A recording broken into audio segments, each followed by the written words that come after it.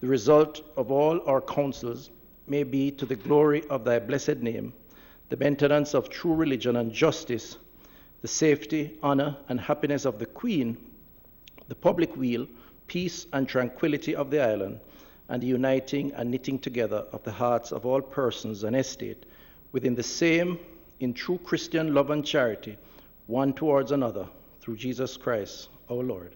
Amen.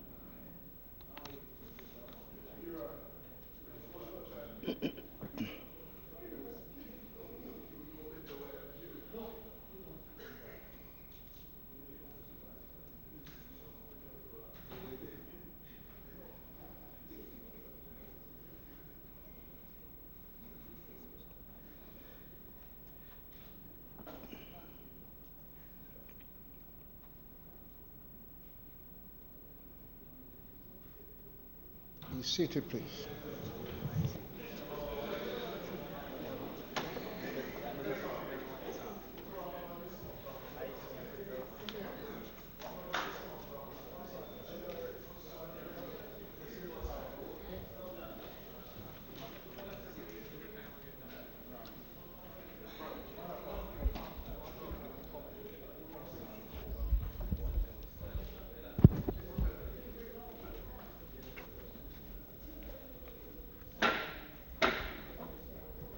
This Honourable House now resume its sittings. Call out the roll.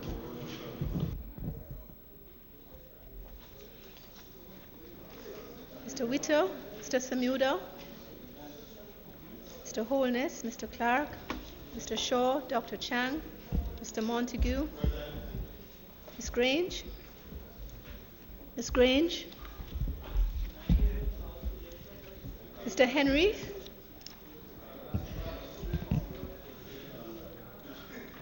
Mr. Bartlett, Mr. Mackenzie,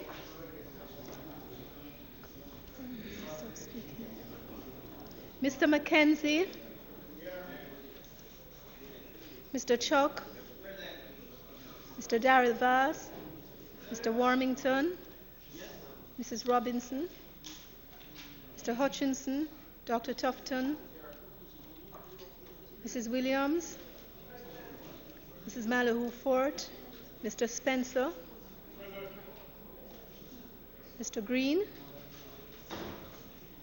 Mr. Green, Mr. Terry Long, Mr. Main, Mr. Arscott, Mr. Azan, Dr. Bloomfield, Mr. Brown, Dr. Brown-Burke, Mr. Buchanan, Mr. Bunting, Dr. Campbell, Mr. Campbell, Mr. Clark, Mrs. Cuthbert Flynn, Miss Daly, Mr. Daly, Mrs. Dalrymple Philibert, Dr. Dunn, Mr. Fagan, Dr. Ferguson, Mr. Golding, Dr. Guy, Miss Hannah, Mr. Hales, Mrs. Robinson, Mrs. Robinson, Mr. Hales, Mrs. Holness, Mr. Hilton, Mr. Jackson, Mr. Kellier, Dr. McNeil, Miss Nita, Mr. Paulwell, Mr. Michael Phillips, Dr. Phillips, Mr. Pickersgill, Mr. Redmond, Mr. Redmond. Members cannot hear the name. Let's have a little order, please. Mr. Robertson, Mr. Robertson, Mr. Robinson, Mr. Stewart, Reverend Thwaites, Mr. Dwayne Vaz, Dr. Wheatley, Mr. Wright.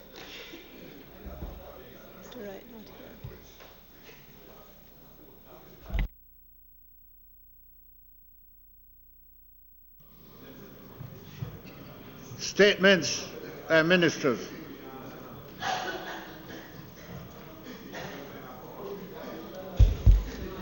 Mr. Speaker, there will be 3 statements today. We will start with the Minister of Health, and then with the Minister Mike Henry, and then with Minister Montague. Those 3 ministers will make statements today, Mr. Speaker.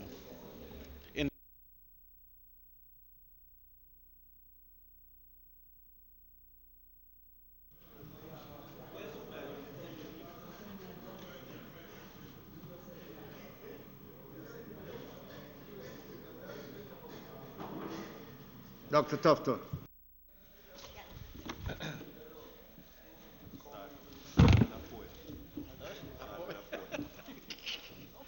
Thank you very much, Mr.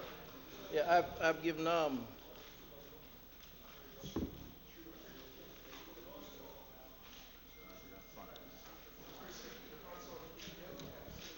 Huh? Yes. Thank you, Mr. Speaker, and copies are available. Mr. Speaker, I am pleased to announce that the cabinet decision to approve the interim guidelines for beverages in schools, this decision being taken yesterday, Mr. Speaker, last evening. These guidelines will not only, Mr. Speaker, help to improve the dietary environment for children, but also set the stage to reduce the burden of non-communicable diseases, from which some 78% of Jamaicans die each year. Between 18 and 20,000 Jamaicans die each year, Mr. Speaker. Some 78% of that number linked to NCDs, or lifestyle-related diseases. The statistics reflecting, Mr. Speaker, the scale of the NCD challenge we face bear repeating today in this House as a context to the decision that was taken by Cabinet, focusing primarily on our younger age cohort. 1 in 3, Mr. Speaker, Jamaicans, or some 684,000 approximately, 15 years and older, suffer from hypertension. 1 in 3. The majority of them female, 35.8%, compared to some 31.7% males. And this is according to a most recent study, the Jamaica Health and Lifestyle Survey 2016-2017, which was released just a few months ago. In this regard, Mr. Speaker, some 4 out of every 10 Jamaicans suffering from hypertension are unaware of their status. 1 in 8, or 236,000 approximately, have diabetes, with the prevalence of this disease also higher in females, some 14.6% compared to 9% males. Again, this is according to the Jamaica Health and Lifestyle Survey. The survey goes on to say that some 4 out of every 10 with the disease are unaware that they have the particular ailment. And 1 in 2 Jamaicans are overweight or obese, a known modifiable risk factor for NCDs from which our children are not exempt.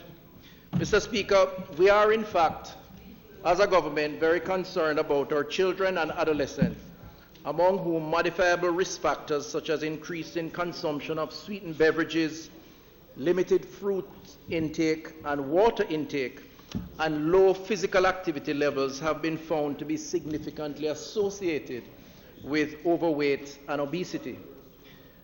In fact, the global school-based health survey, the 2 most previous surveys, 2010 and 2017, indicate that the rates of overweight and obesity are trending upward, with an overall increase in rates among children and adolescents in the last decade. So sugar-sweetened beverages, we know, contain sugars such as sucrose or fructose, often in large amounts, which contribute to the overall energy density of diets. The calories provided by sugar-sweetened beverages have little nutritional value and may not provide the same feeling of fullness that solid foods provide. As a result, total energy intake may increase, which over time, scientifically proven, leads to unhealthy weight gain. Mr. Speaker, childhood obesity, meanwhile, increases the risk of non-communicable diseases, premature death, and disabilities in later years. Overweight and obese children are in fact at higher risk of developing serious health problems, including type 2 diabetes, high blood pressure, asthma and other respiratory problems, sleep disorders, and liver disease. They may also suffer from psychological effects such as low self-esteem, depression, and social isolation. Still, nearly 50% of Jamaican students, Mr. Speaker, consume carbonated or sweetened beverages 2 or more times per day. This is according to the Jamaica Youth Risk and Resilience Behavior Survey, 2007, and the Global School Health Survey, 2010 and 2017. Additionally, Mr. Speaker, 69.9% of Jamaican students ages 13 to 15 years have been reported to drink carbonated drinks 1 or more times per day. 73.7% of them males and 65.5% females. 25.6% of these students 13 to 15 years were overweight. 22.8% of them males and 28.2% of them females. 10.1% of them were obese and 10.3% of that males, while 9.9% females. The point here, Mr. Speaker, is that this is a growing challenge that is being experienced not just by the general population, but worryingly so among our younger age cohort or school children.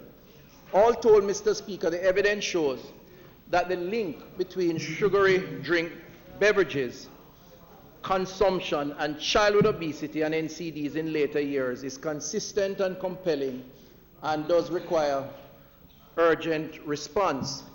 As a government, as a country, we have a responsibility, Mr. Speaker, to protect our children and the public health of all Jamaicans. It therefore cannot be business as usual, having made privy to these facts that I just announced. For starters, we cannot stand idly by and allow our children to continue to eat and drink themselves sick. It is for this reason that we established the National Food Industry Task Force, which takes account of food labeling, food marketing, product reformulation, in addition to advocacy and communication, as part of efforts to create a healthy promoting environment that enables individuals to be provided with healthier food options while reducing the influence of marketing on unhealthy food choices. It is also why, Mr. Speaker, we have programs such as the Jamaica Moves program, which promotes behavioral change with a focus on increased physical activity, healthy eating, and age-appropriate health checks for NCDs. Mr. Speaker, we're taking these efforts a step further with Cabinet stamp of approval for the interim guidelines for beverages in schools, which represents what is possibly with a joint government approach to safeguarding public health. These guidelines are the result of collaboration involving the Ministry of Health, the Ministry of Education, Youth and Information, and the Ministry of Investment, Commerce, Agriculture and Fisheries, together with the input from civil society and the private sector, with whom consultations, Mr. Speaker, have been had over many months. In the short term, that is 1 to 5 years, these measures are to produce or reduce exposure to and consumption of sugary drink beverages and increase the consumption of water or healthier options. This is while enabling, Mr. Speaker, implementation of the national school nutrition standards being developed by the Ministry of Health, which are in turn to support the implementation of the nutrition-related aspects of the national school nutrition policy, now being finalized by the Ministry of Education, Youth and Information. So, Mr. Speaker, over the medium term, not only will this particular policy be implemented, but we expect to have a more general national school nutrition standards, which will be implemented in our school system. Over the long term, Mr. Speaker, these combined are intended to reduce obesity rates in the school-age population, giving our young people a fair chance at leading healthy lives and productive lives to assume leadership as the next generation in our society. To achieve these objectives, the guidelines place a limit on sweetened beverages above a defined maximum sugar concentration sold and served in schools, Mr. Speaker, as a first step. In all public education institutions which serve age groups from 0 to 18 years, these include early childhood institutions, primary level institutions, and secondary level institutions, and by all persons, companies, or groups involved in the provision of beverages to these institutions, including but not limited to canteen operators, concessionaires, vendors, teachers, school administrators, and students. Beverages brought from home, Mr. Speaker, are not being regulated at this time. However, robust education campaigns will be launched to discourage the provision of sugary drink beverages to our children. So we will hopefully use moral suasion to discourage the consumption, or parents sending these products with their children as part of their lunch packages.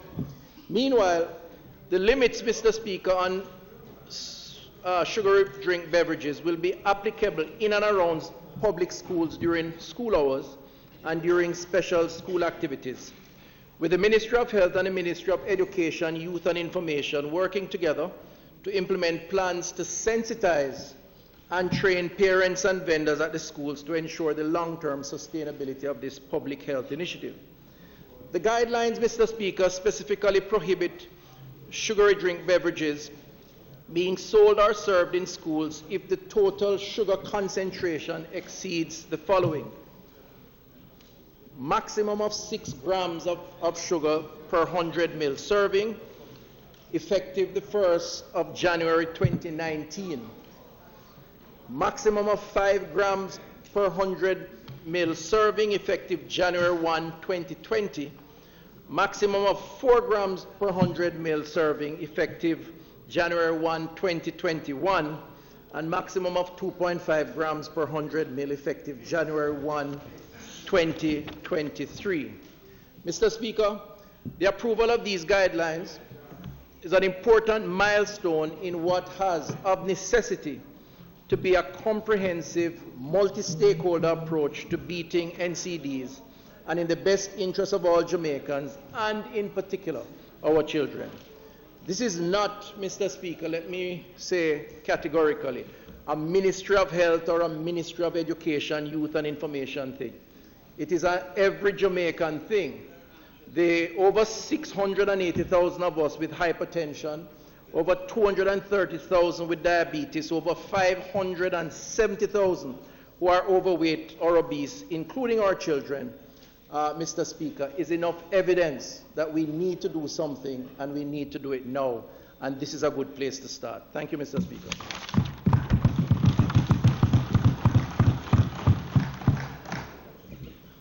Dr. Campbell. Thank you, Mr. Speaker.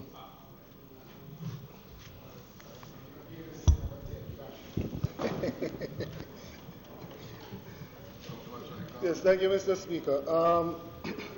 The policy that has been put in place to address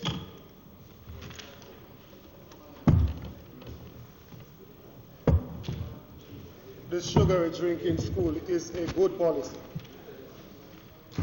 It is one that will bear fruits in the future. Mr. Speaker, there is no doubt that non-communicable diseases are wreaking havoc on the nation. The fact that we have so many persons as well who are suffering from these ailments but are unaware is also something that is of concern. in a small country like ours to have a third of the population being hypertensive, having high blood pressure, and 25% out of that are unaware that they're suffering from it. And remember, Mr. Speaker, that hypertension is what they refer to as the silent killer, meaning that high blood pressure by itself is asymptomatic. It doesn't give symptoms by itself. So you could be here, any one of us could be here, and our blood pressure could be significantly elevated and we feel just fine. Most persons only tend to have symptoms when it starts affecting an end organ. And so persons are of the opinion that if they're not having headaches, they're not hypertensive or the pressure is controlled. That's not necessarily true, because it is really the silent killer. And so there needs to be even more public education so more persons can be aware that they need to get their pressures checked. Diabetes as well is another one of the non-communicable diseases that the sequelae, the complications that result from it are significant, and they bore a significant burden as well on the health sector. The fact of the matter is that quite a bit of the persons who show up to the hospitals with some of these illnesses are because they have been suffering with these non-communicable diseases. And so prevention is really the best prophylaxis. It's really the best approach to take to try and decrease the incidence and to decrease the cost on the sector. So to have a program in place that will address this from in the schools with the children is certainly something that I endorse. I must point out, though, Mr. Speaker, that when it comes on to obesity, we must be mindful of the fact that you gain weight when you are consuming excessive calories. Therefore, if you are to consume a certain amount of calories, but you are to burn the similar amount, then you would not gain weight. So, a significant part of what needs to be said to the public, or a significant part of what they need to understand and appreciate, is that it is the excess calories that will lead to the weight gain. So if I consume 3,000 calories in the day, but I burn 3,500, I'll actually lose weight. Somebody who consumes 2,000 but only burns 1,500 will actually gain weight. So one has to be aware of the calorie consumption and put measures in place to deal with the excess from that. Controlling the diet is certainly one thing, and I'm sure the minister will say that Jamaica Moves is one that is aimed towards the physical activity side of it. Sugar does play an important role, though, to some of these children. And I think this is why we had an issue with one of the noted professors in the country in recent time. It is the fact that we have quite a lot of students who show up to school without having a meal. Now, in order for them to function properly, they need to have some sort of source of energy, which is provided for some of them from the sugary thing that they would get in the school. Now, if you have a child who is coming to school and is not eating anything, but when they come to school, what they consume does not provide that source of sugar, is what I understood his concern to be at that time. And it is something that we should be mindful of. Don't allow it to derail what is a good policy, but it's something that we should be mindful of as to how we provide these children who are turning up to school with a proper meal so that they can function and learn. The alternatives that are put in place, Mr. Speaker, is where my concerns would lie. Initially, in my own constituency, I was told that we're going to remove Nutri-Bullet. And the students were then provided with sandwiches, a smaller amount than what they would have catered to before. In one institution, they were only getting about 20 sandwiches, and they would normally be providing for over 100 students.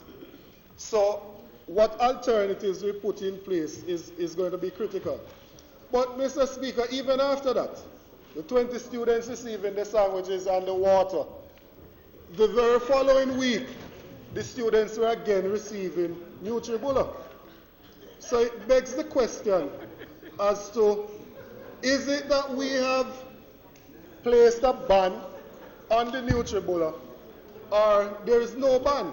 Because the very institutions that we're saying that this is banned are being fed with Nutribullet.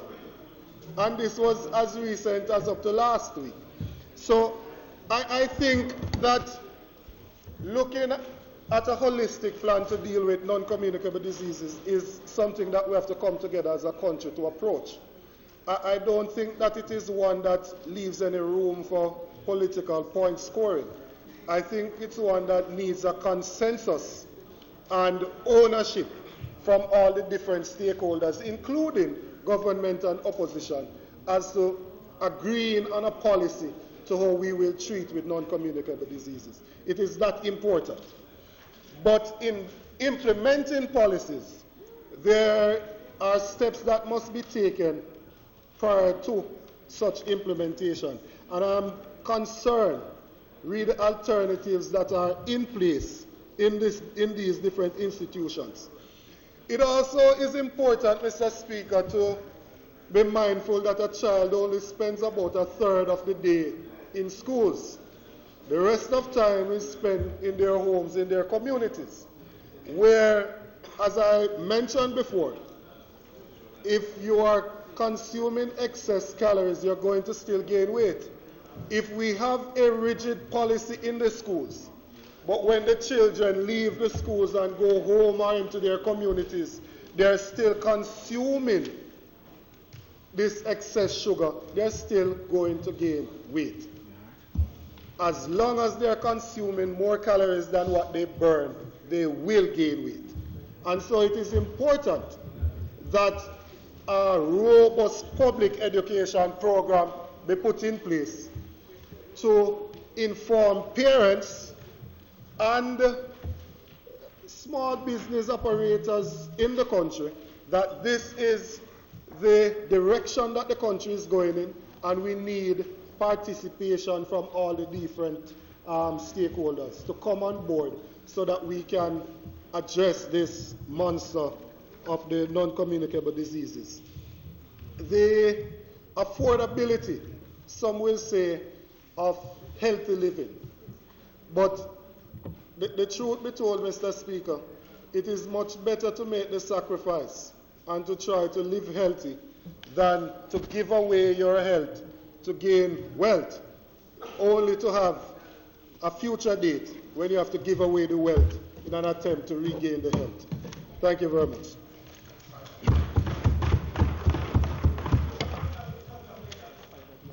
Mr. Trick. Thank you, Mr. Speaker.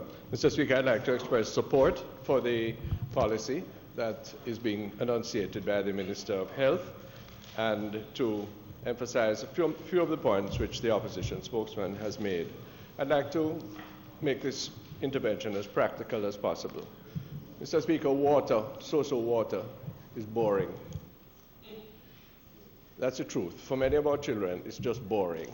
And therefore, there has to be alternatives to the highly sugared drinks that have flavor to it.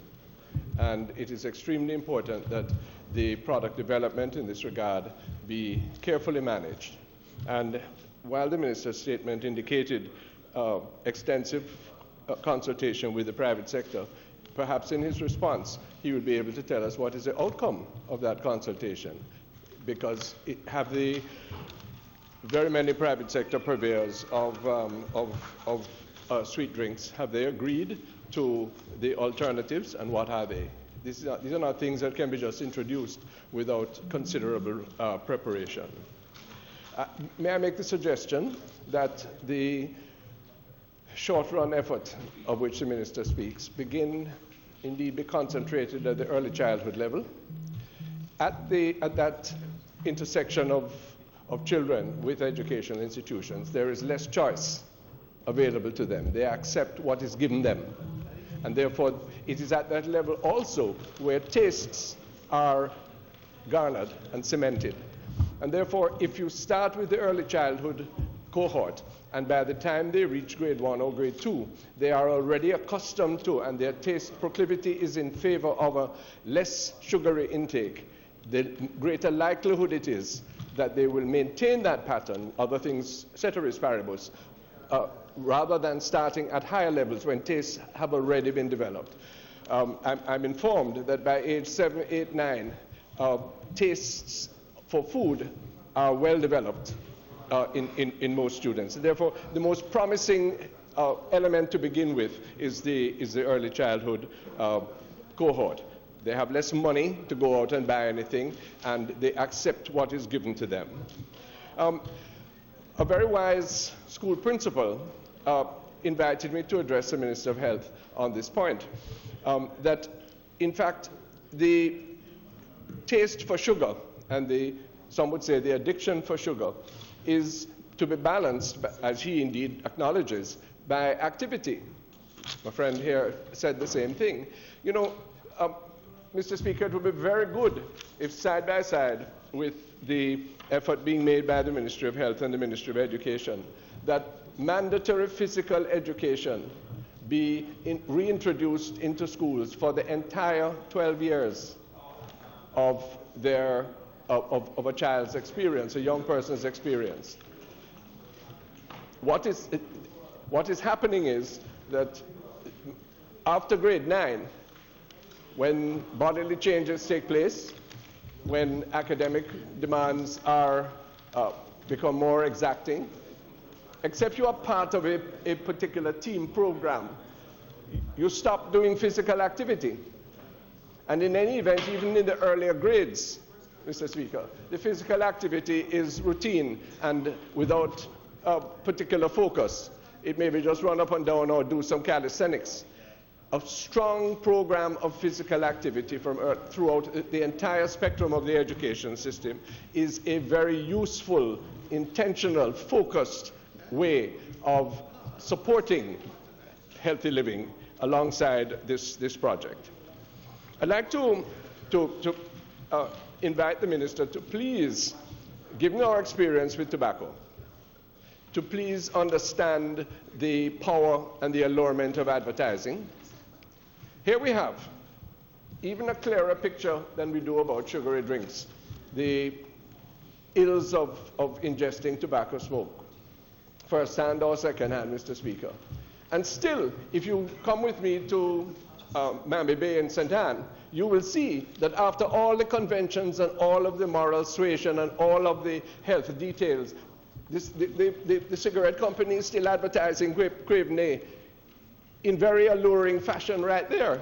We as a state seem to lack the capacity of enforcing the things that we agree here as being good for the people. And indeed, the flow of contraband cigarettes has become a source of great illicit wealth.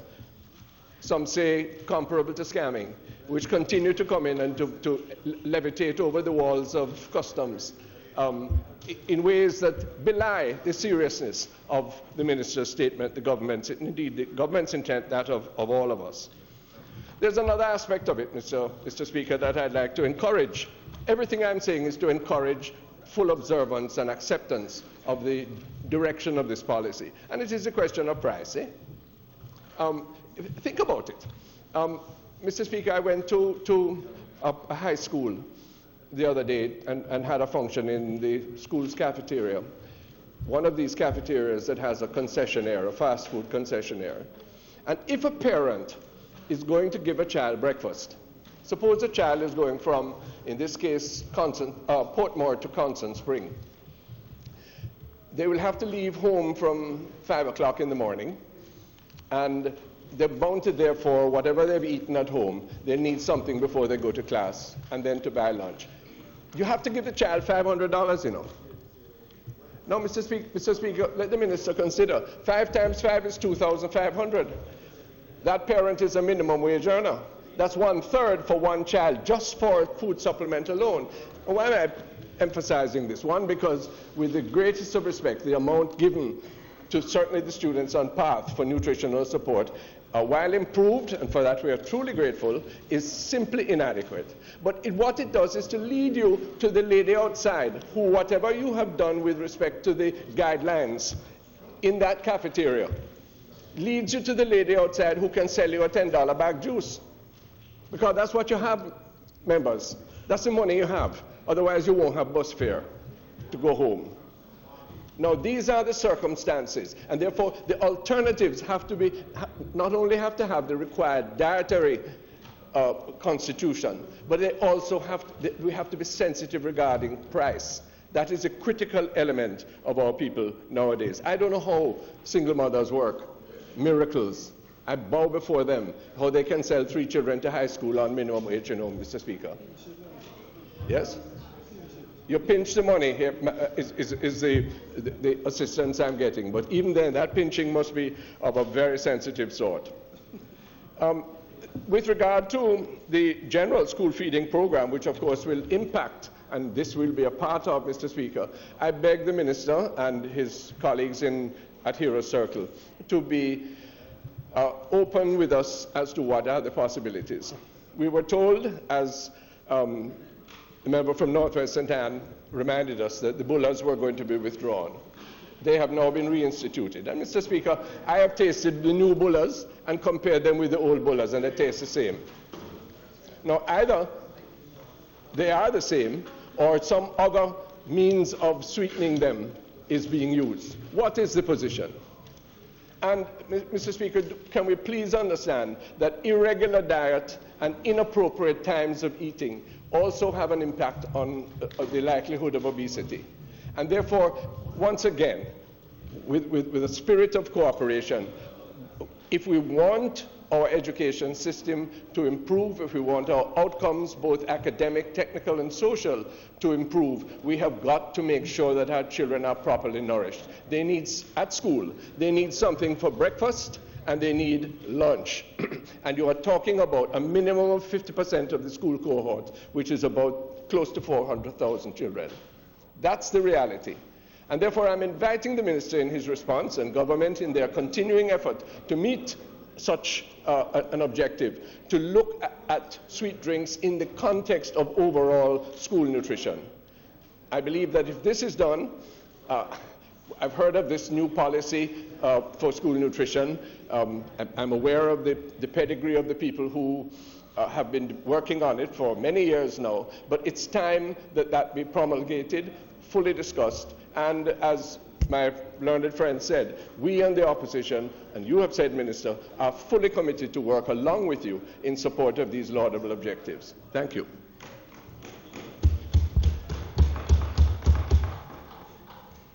Doctor.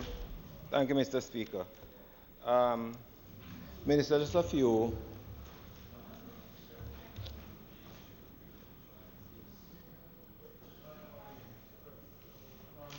questions and observations. Thank you. As both members who spoke before me, this policy decision is a laudable one and one that should redound to the benefit of the country in terms of health. Just 2 or 3 concerns I have, and no doubt you would elaborate on them. The member from Central Kingston spoke about the private sector and their readiness to be involved in this guideline, and that was one of the concerns I had. Secondly, Minister, I think that in addition to what is happening and you have proposed in this paper that you have given, the use of community health aides, not only at the school, but in the community where they should be at. Too often we see community health aides confined to the hospitals and the health centers.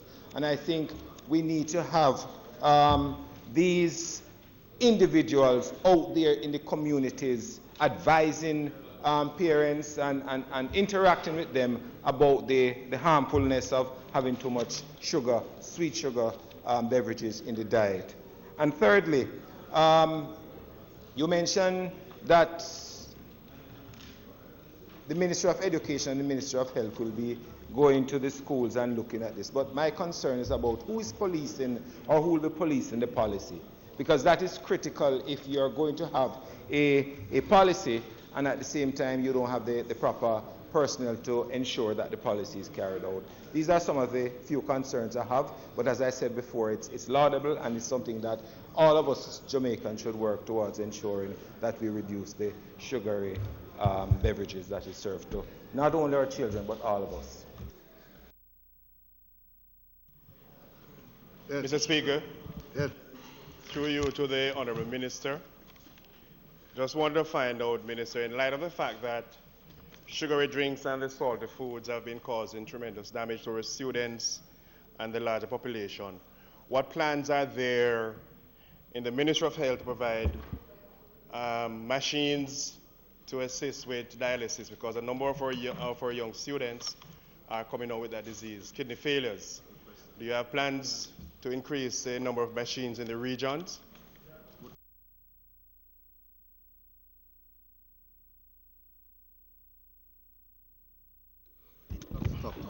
Thank you, Mr.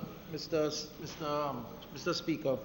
Let me just begin by thanking my colleagues for their contribution to the announcement that was made earlier and for the support which they have given to this policy. Mr. Speaker, it's quite clear that on both sides there is agreement, and I think justifiably so, given the numbers that we have, the statistics that have been revealed in very scientifically done studies. We have to do something, and we have to be radical about it. And starting at that young age cohort is a good place to start, because ultimately we're trying to influence behavior. And it's better to start in the very early stages of life and development. The points that have been raised are all important, Mr. Speaker, and I will seek to capture responses that will hopefully adequately address those points. What I will say, however, at the start, and I am trying to recall if the ministry paper was tabled, but there's supposed to be a ministry paper. Oh, you have it? Okay, great. Which, Mr. Speaker, speaks to the interim guidelines for beverages in schools. And that ministry paper captures a fair bit of the appropriate responses to some of the issues raised. For example, let me be clear that the guidelines that have been announced, which will phase in over 5 years, starting January 2019, is not a panacea to address all the ills of obesity and overweight and the consequential issues of health with our students. It is a starting point of a more holistic approach to addressing the challenges in the schools, the health risk. Accompanying that and outlined both in the guidelines but also in my statement was an approach to physical activity, which all two speakers at least inquired about, the Jamaica Moves in Schools, which will be introduced come January.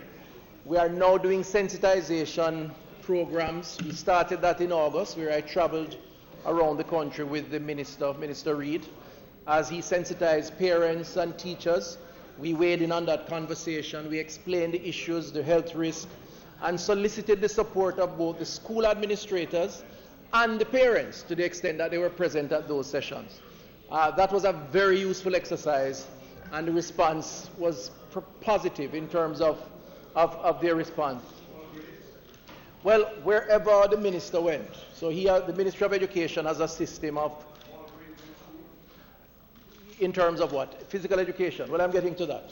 So we have been involved in a consultative process, and there will be a physical activity component. Now, as it relates to your recommendation for physical activity across the board, I will leave the minister to elaborate on that, but my understanding is that there is an intention to introduce physical activity across all age cohort in our school system, and that more will be said on that in due course, which hopefully will address that. The second component, again captured in the interim guideline, Mr. Speaker, is the component of diet, generally.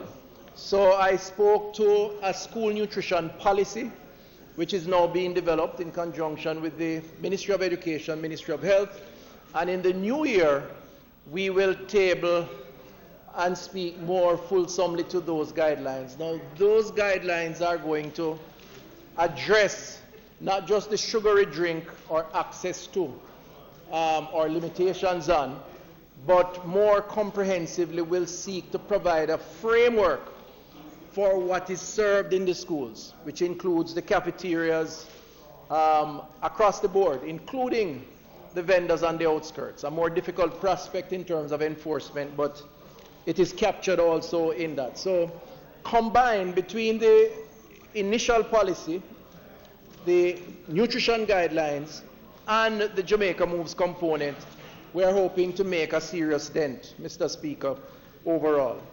Now, you spoke about water and that it is boring, and yes, on the face of it, it is boring, even though it's the most nutritious liquid that a body can take.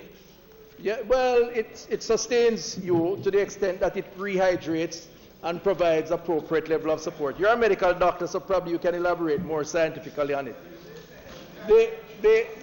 What I am prepared to conclude, Mr. Speaker, is that what I am prepared to say, Mr. Speaker, again, if you looked at the statement, member, is that we are not proposing the total elimination of sugary drink in terms of, in specific terms, again listed in the interim guidelines. We have listed plain water, yes, unsweetened, flavored, and infused water, unsweetened juices, unsweetened coconut water, unsweetened milk or milk products, unsweetened milk substitutes and milk substitute products, and I could go on. And remember now, the restriction starts with 6 grams per 100 ml serving and goes down to 2.5 grams. So it's not a total ban.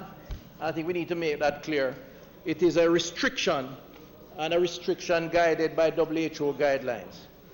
The stakeholder consultations have been taking place, Mr. Speaker, and we have made good progress on that.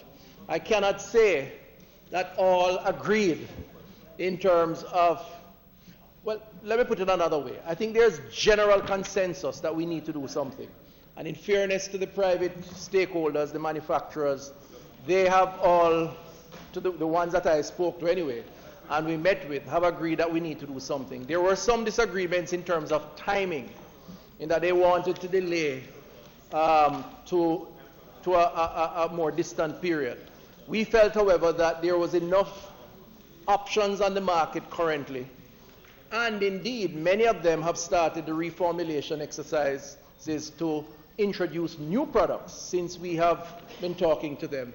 And that includes, member, and this captures your question of economics, that includes the very low end of the spectrum, the bag juice guys, because we have met with them also, the bag juice manufacturers, and we have been working with them as well as the Bureau of Standards, Scientific Research Council, to assist them in the reformulation exercise, in the packaging arrangements, so that they can meet the guidelines in some instances to be allowed to offer that low-cost alternatives in the school. So there is significant consultation in that regard. How do we enforce? That question was asked. Well, that will be a challenge, but we have a system in place to do so, and we are working on that to further strengthen that approach currently. Right now, we have over 100 nutritionists and dietitians within the public health system across the country. They are going to be mobilized to play an important role in terms of monitoring. In addition to that, the Ministry of Education, which clearly has primary responsibilities for the administration of their institutions, will use their education officers, their guidance counselors, and in the smaller institutions, their principals, to deal with the overall monitoring, which includes coordinating activities with the concessionaires, with the tuck shops, and even on the outskirts of the gates of the institutions. We have to refine it further, and there's some work going on, but we do envision that we will have a team comprising Ministry of Education, Ministry of Health, to work to get that aspect of it dealt with. The issue of bulla and the removal of bulla in schools. Now, again, I'll allow the minister to speak more to that. But I think this issue needs to be clarified somewhat because I think it has been misinterpreted, and frankly speaking, some mischief has been created. Some mischief has been created in this misinterpretation. I was at the event where the minister spoke about bulla, which grabbed the headlines and subsequent discussions nationally. And I don't think the minister was suggesting that bulla would be banned. What the minister was speaking at more substantively, I was there. I'm not going on hearsay. I was there. I was at the event. I sat beside him. I listened to what he said. What the minister said. And let's we all accept that bulla, and as the member says over there, bulla and pear is an important part of our history and culture. And I certainly will continue to consume that product to the extent that it is available. Remember now, we're not preaching a ban, we're preaching moderation. And so it's not that it is wrong to have a bulla or a bulla and pear. The question is how much of it you have at any point in time, just as would be the case with sugary drink. But I was at the event, and what the minister was suggesting is that Nutrition Products Limited currently only accounts for a small fraction of the lunch provisions within the schools. I think it was just over 3%. Am I correct? And over time, a more efficient approach is to outsource the provision by making a subvention to the respective schools. Those schools will put in place the guidelines, which I spoke to earlier, the school nutrition guidelines, so that the caterers who get the subvention through the schools would provide the meals more efficiently.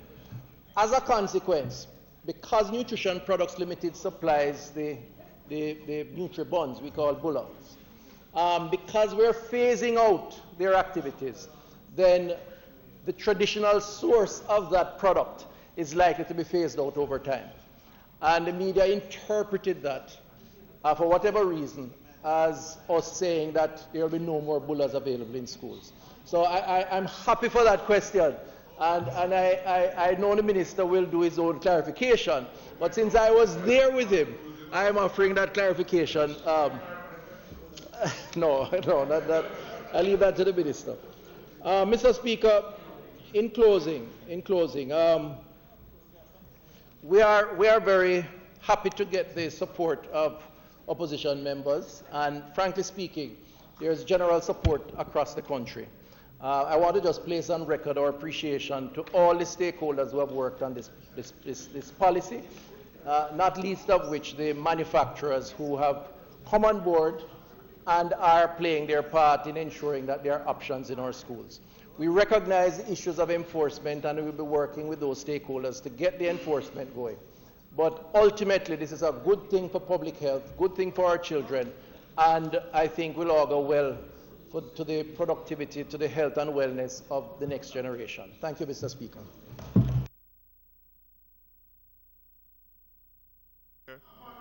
Mr. Speaker, no, I did not get a response to my question. Mr. McHenry.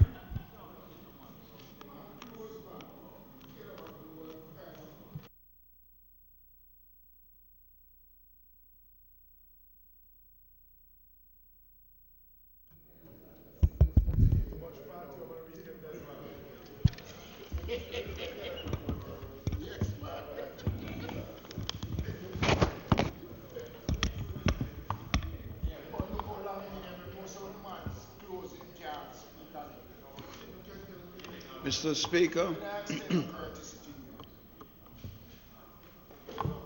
members of this Honourable House will recall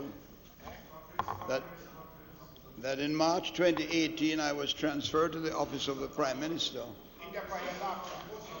In the capacity of Minister without portfolio, with responsibility inter alia for the implementation of both the Vernam Field Aerotropolis and the Jamaica Gansu International Industrial Park and Special Economic Zone.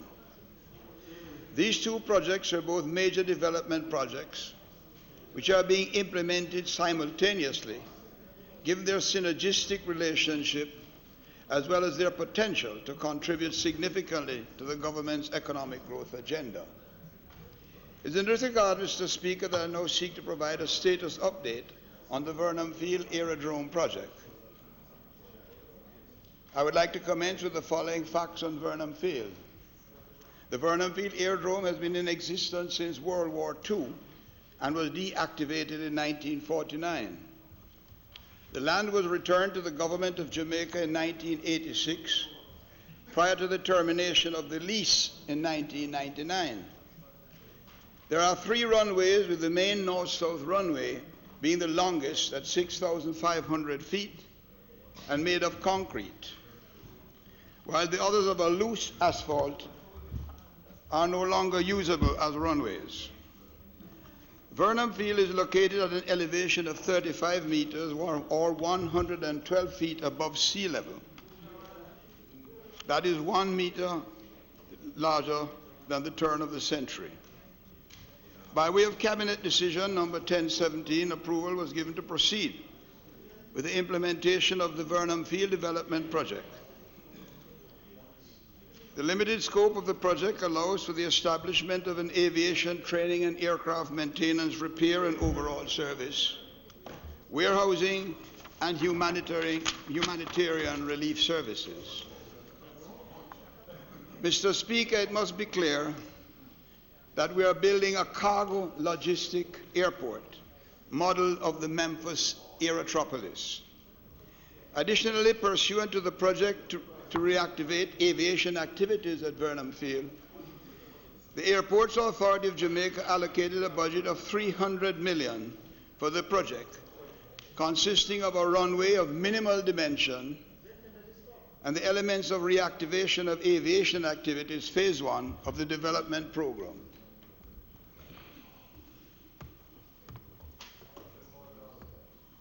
Thank you.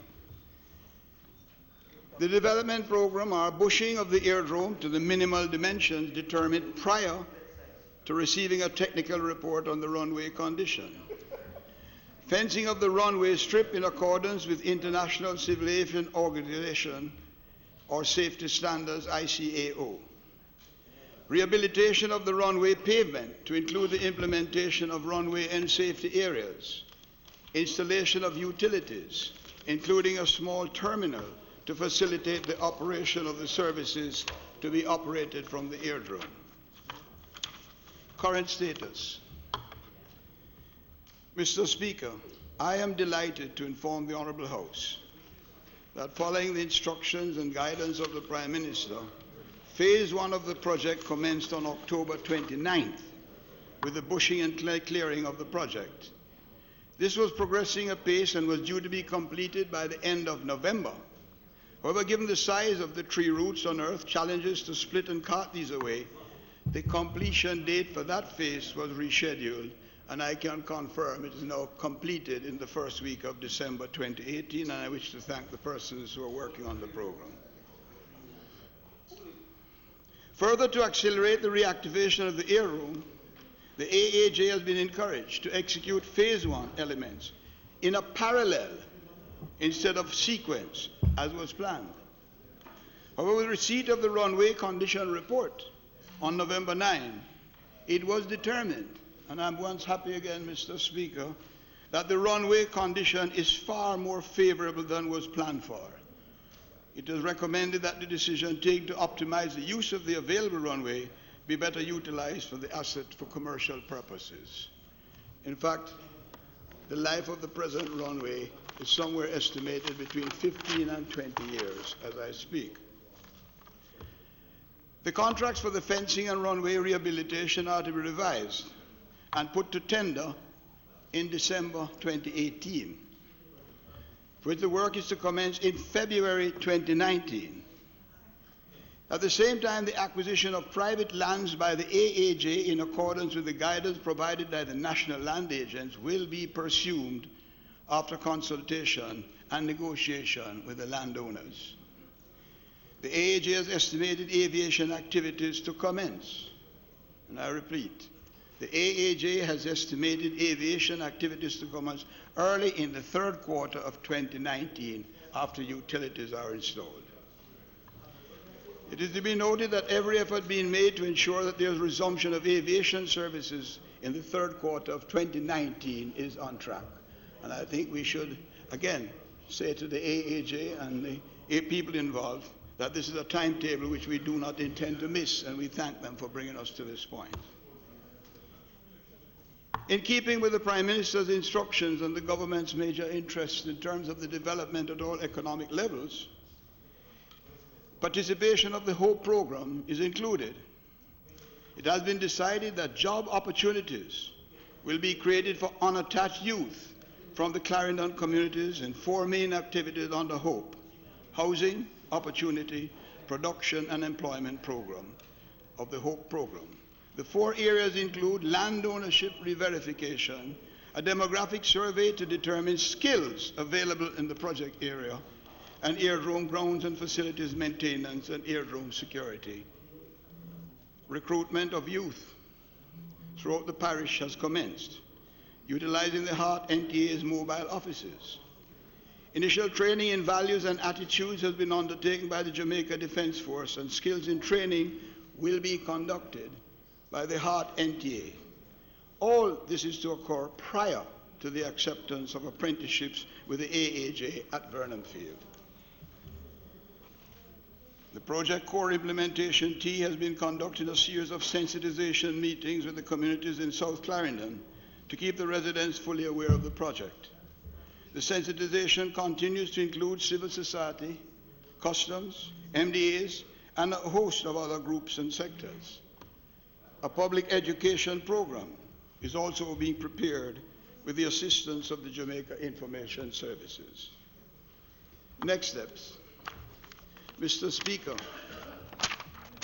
I am pleased to say that upon the reactivation of aviation activity at Vernam Field, a national civil aviation master plan will need to be completed to inform an airport master plan for the area. Based on the airport master plan, the timely development of the cargo logistics hub will be pursued. Mr. Speaker, the intended use of the Vernon Field Aerodrome is as follows. Cargo logistics hub, facilitated by a multimodal transport system including Jamaica's rail, sea, land, highway, and the air infrastructure capacity.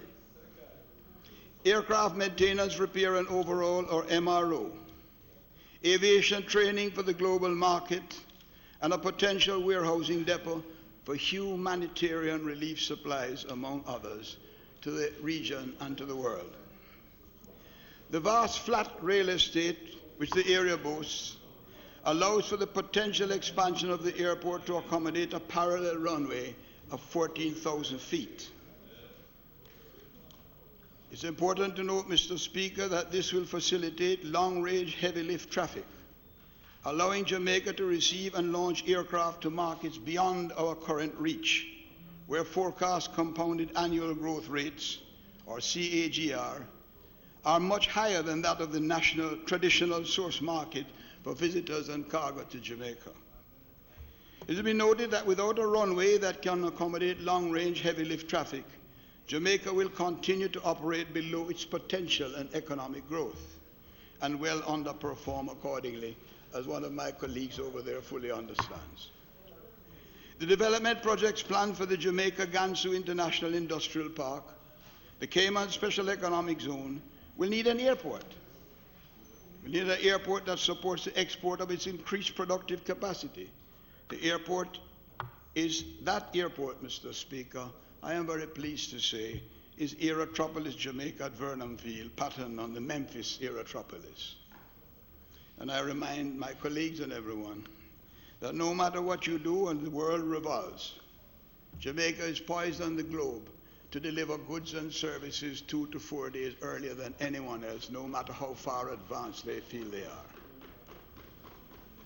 It was further noted that Vernam Field offers highly operable cargo routes connecting the port of Kingston to Vernam Field, which is in essence simply a retained asset of the Jamaica railway line, which exists now, and we'll be able to incorporate it under use agreement. Climate change impact.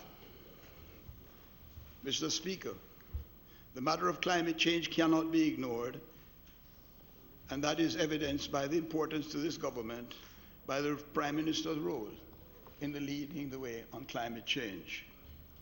It cannot be ignored in a discourse such as reactivation of the aviation activities at Vernam Field. In light of this, one impact of global warming is a reduction it causes on engine performance, given the higher ambient temperatures at which the aircraft must perform. Without a long runway, Jamaica will be bound to a minor airport that does not facilitate the level of economic growth that Jamaica requires. Against the background that the World Bank projects that Jamaica will lose 22% of its GDP owing to coastal dislocation from sea level rise, offsetting measures need to be taken to facilitate major economic growth. The consideration of a long runway is one such measure. Mr. Speaker, the air transport industry traditionally doubles every 15 years. The demand for aircraft and aviation professionals grow accordingly. The shortage of aviation professionals is already looming, and salaries to attract new pilots are growing in those countries that are the highest demand. In fact, if one today should look at the news, it will advise that Canada, having bought some planes at a certain level, cannot even find the pilots, having bought the millions of dollars of planes to sit down in Canada. Canada itself needs 280,000 pilots in the next 5 to 7 years, and the world needs 690,000 by 2030. Again, I have to take a slight way in terms of it because the largest amount of people who travel right now is the largest population get left out of the economic structure, and I refer to India, which has more people traveling by air now than any other country. So I said it doubles every 15 years. The demand for aviation professionals grow accordingly. The shortage of aviation professionals already looming, and the training by states with approved training organizations is at high demand. Jamaica is able to position itself to capitalize on this trend, and so should formulate policy to promote and support the export of training services.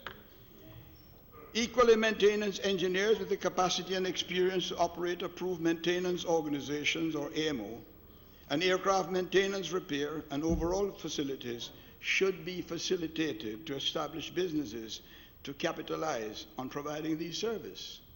Not in the statement as a logical extension. The airplane industry, which is building planes at a larger rate than it has before, now needs a space to park planes, to even begin the process of spraying the planes while they wait to be delivered in terms of the need that is there.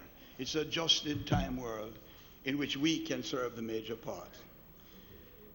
Jamaica then, in conclusion, Mr. Speaker and colleagues, must look at its total air transport assets.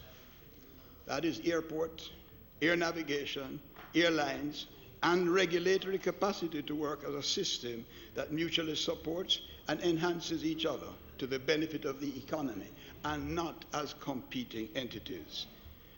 The Civil Aviation Master Plans take these into consideration.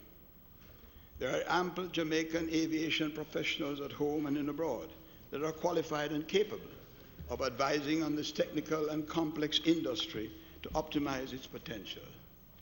Mr. Speaker and colleagues, every effort should be made to develop our airport assets to work for the economy and for each other without suppressing Jamaica's potential to achieve the goals of Vision 2030. I thank my colleague, Mr. Speaker, on this statement of importance.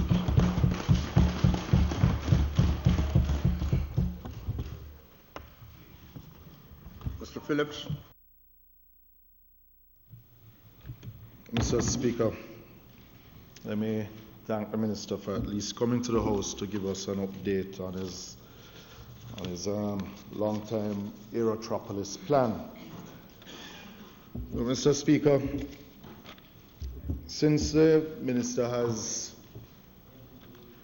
presented his idea a few years ago of revitalizing the Vernon Field aerodrome or airport, we on this side, it's a project that we support somewhat in moving forward. But as I said in this House before, is the timing of this project now, is it the correct timing? One, started out with the divestment of the Norman Manley International Airport. The concern of those who were putting up their money and had tendered for the Norman Manley International Airport on what will come of the Vernon Field project. Will it affect their expansion for cargo at the Norman Manley Airport? But also, will it end up like the Ian Fleming Aerodrome, which was started under this same minister, where hundreds of millions of dollars has been spent at the Ian Fleming Airport? And we on this side ask the question, then, as we will ask of this project, is there a due diligence that has been done? Is there a final costing on the rollout on what the government of Jamaica will have to spend on this project itself? Because to say that there's $300 million being spent by the Airports Authority of Jamaica, where this money is being spent by the Ministry of Economic Growth and Job Creation, where the Airports Authority falls under the Ministry of Transport. Will there be more money required from the Airports Authority of Jamaica, who had just divested the Norman Manley Airport itself, to build out this project? The minister then, when speaking about Boscobel, Ian Fleming, was that he was in negotiation then, that was 2 years ago, of having regional carriers come to the Boscobel Aerodrome. And 2 years after, we are still not seeing any of those regional carriers landing at the Boscobel Aerodrome. We never made the promise. Is it that what the minister has presented here, cargo logistics hub, yes, it is something that is needed and the economy can do with it. But will this project also be competing with that of the Jansu, the economic zone down in St. Elizabeth? Where will the funding come from for the removal of those persons living in and around the area? The minister himself stood up in this House and mentioned about the JDF as one of his selling points of the JDF air wing relocating to. I see nothing of that in the minister's statement. So was that a promise that he made where there was no final negotiations made with the JDF? And if that is so, then who says that any of this that he has presented here, while expending $300 million, will come to reality? And you know, one thing we have to give the minister credit for is that his dreams are large. and better than, and he's dreaming more than some on that side. He does have ambition.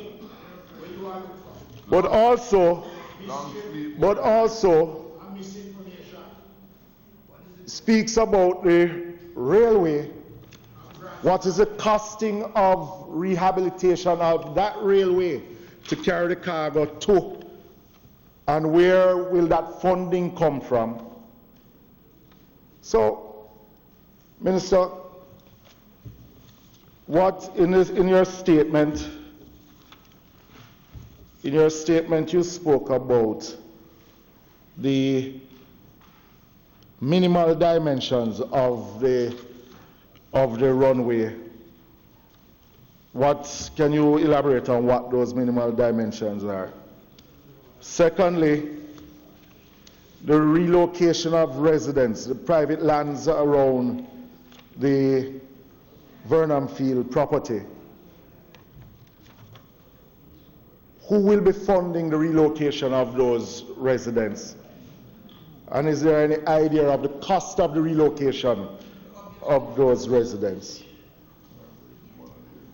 And is there any due diligence or any negotiations or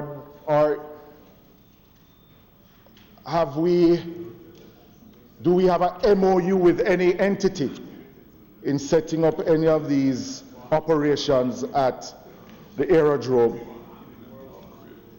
You spoke about resuming aviation activities in November of 2019. Can you elaborate on what those aviation activities and the cost of, because when you spoke about bringing regional carriers to Boscobel, there was a proposal to spend more money in bringing civil aviation activities there, which would be at an additional cost. And what is the cost of doing that at Vernam Field? And what is the funding, what is the cost of the infrastructural activities that will have to be taken on by the government of Jamaica in this first phase of activities at Vernon Field?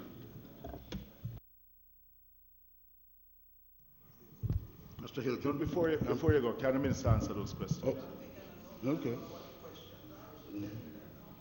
No, well, I just asked the questions unless you were not listening. Eh? No, it's not you answering, you know, so just leave him, me and him talk, no, man. Yeah?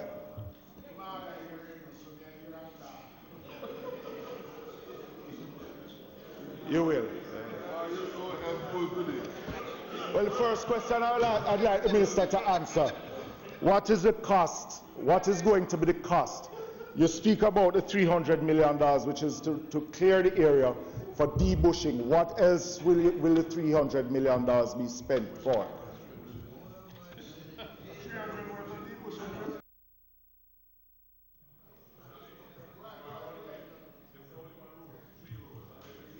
Mr. Hilton, then, Mr. Speaker, let me thank the Minister for updating this Honourable House on the plans for the announced development of the Vernon Field Airport, and beyond that, the Vernon Field Aerotropolis, which is a much larger concept than the way beyond the airport and the confines of the airport. And I believe it is no secret that this Speaker will have no issue with the Minister in terms of a broad vision for what the asset that Vernon Field represents could do to impact the development of Jamaica as a major logistics hub, addressing not only shipping, but also international air transport to complement and to supplement the logistics opportunity that Jamaica represents. And so there's no difference of view or vision about what Vernon Field as an asset represents or could be utilized to the benefit of the Jamaican people and its economy. However, I think there are some important questions having to do with the planning and where we are in the planning cycle of the overall concept, because we have now to move, we have now started to expend taxpayer dollars. And so the question must be, are we at a sufficient point in the planning, which must necessarily be an integrated planning because of the complex ideas that this project represents. Not only climate change, it also has urban aspects of urban development.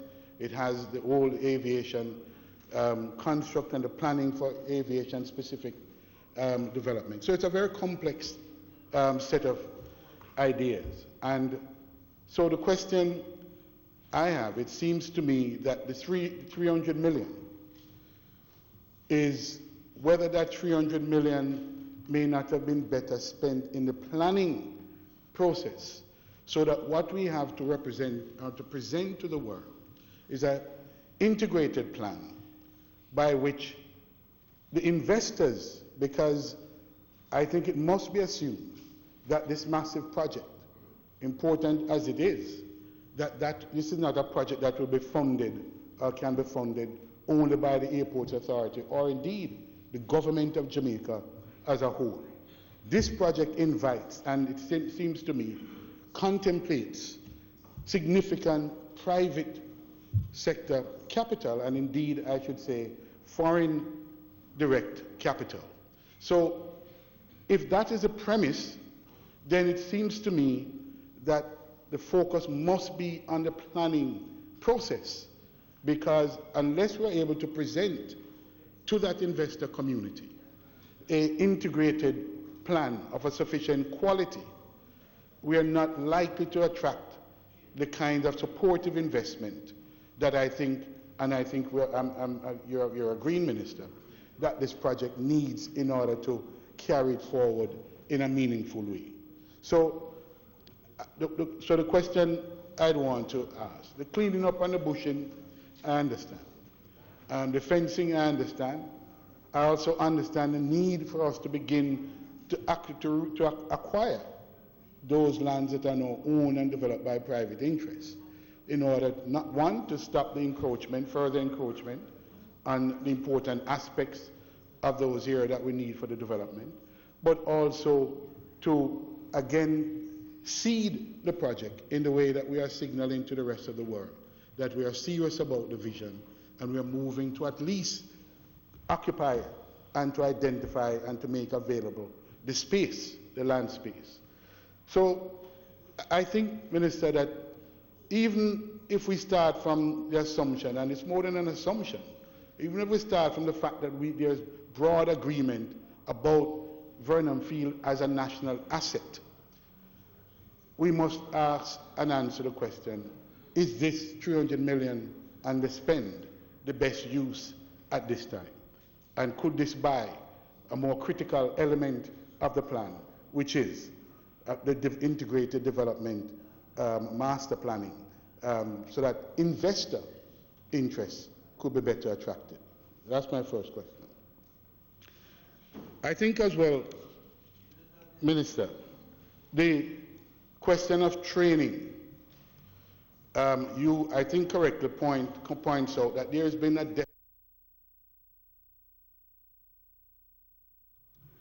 a deficit of skills in the aviation sector globally.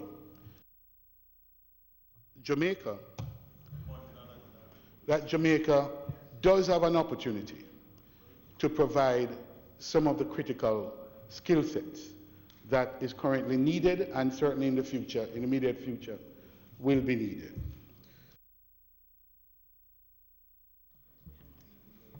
Yeah. Again, Minister, beginning with that assumption,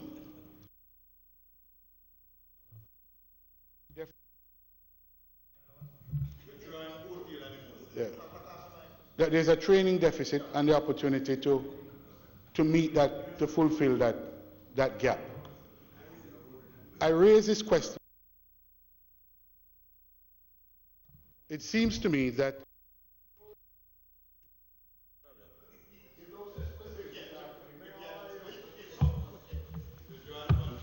if these facilities are to be provided, the question is that this facility can only be as good as it represents international certifiable or certified trained individuals. It's not simply building the facility.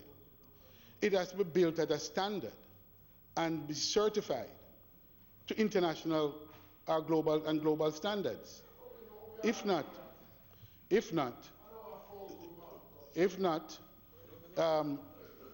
facilities. No. You know that to be the case. The facilities.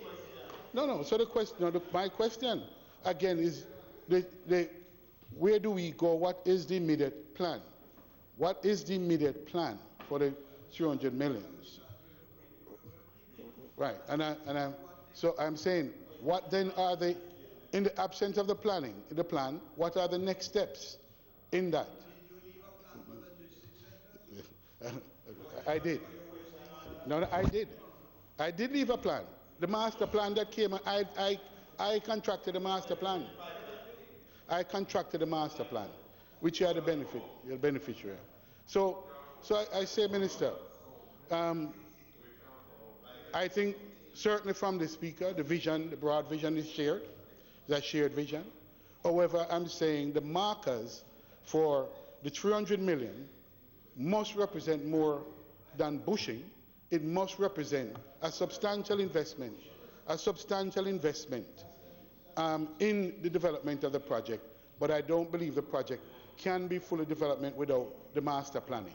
So, and the training, all of that, I think will not move as fast as we may move if we put the horse before the cart. So that's the question, is are we putting the horse before the cart? Mr. Paulwell.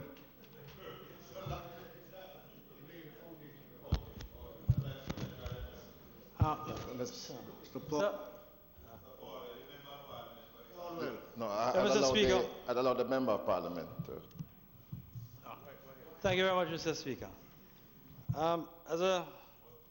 The project falls in my constituency, actually the center of the constituency. And I've given maximum support to the project. The Minister cannot complain of any impediments because we have had full support in terms of the implementation of the project so far. However, Minister, the people, they burn a lot of coal, and so on. But, Minister, what I'm concerned about, the immediate farmers, about 10 farmers who have their registered title up to today, nobody has entered into any negotiation with those farmers. So I need that to be done as an urgent matter. Second thing I want to point out is that New Yarmouth has had a lease of 3,000 acres on the eastern side of Vernon Field that they've abandoned and turned over to the government. So I am urging the government to take possession of that as soon as possible to prevent any serious squatting on that property, which would prove invaluable in the future. The final thing, Minister, and you have not said it here, but you mentioned the other projects on the south coast. In particular, the Ganzu project would certainly facilitate the upgrade of the South Coast Road, which would have no hills, but a straight connection between Vernon Field and that project. And so I suggest that you include that in your future plans. And finally, I'm happy to see that you have included the matter that we have discussed at the outset, the possibility of the utilization of the facility for humanitarian relief supplies. Thank you very much.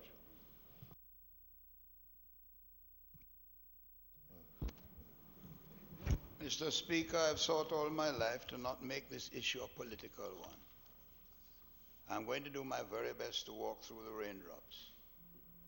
Because I would never have thought that the persons who conceived and came with Highway 2000, who put into their program at that time, right, the development of Vernam Field. And that led to the beginning of the East-West Highway.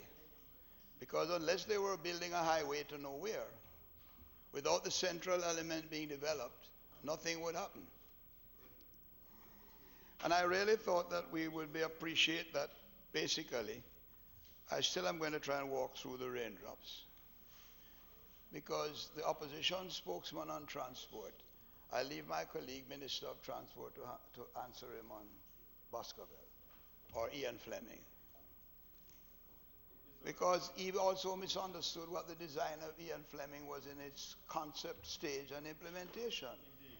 And if in between a new government comes in and does not carry the program forward, then here we are 18 years later, I'm trying to activate Vernon Field to make the East-West expenditure valuable to the country. I have had meetings with the opposition one-on-one. I have advised and invited the former minister that dealt with logistics.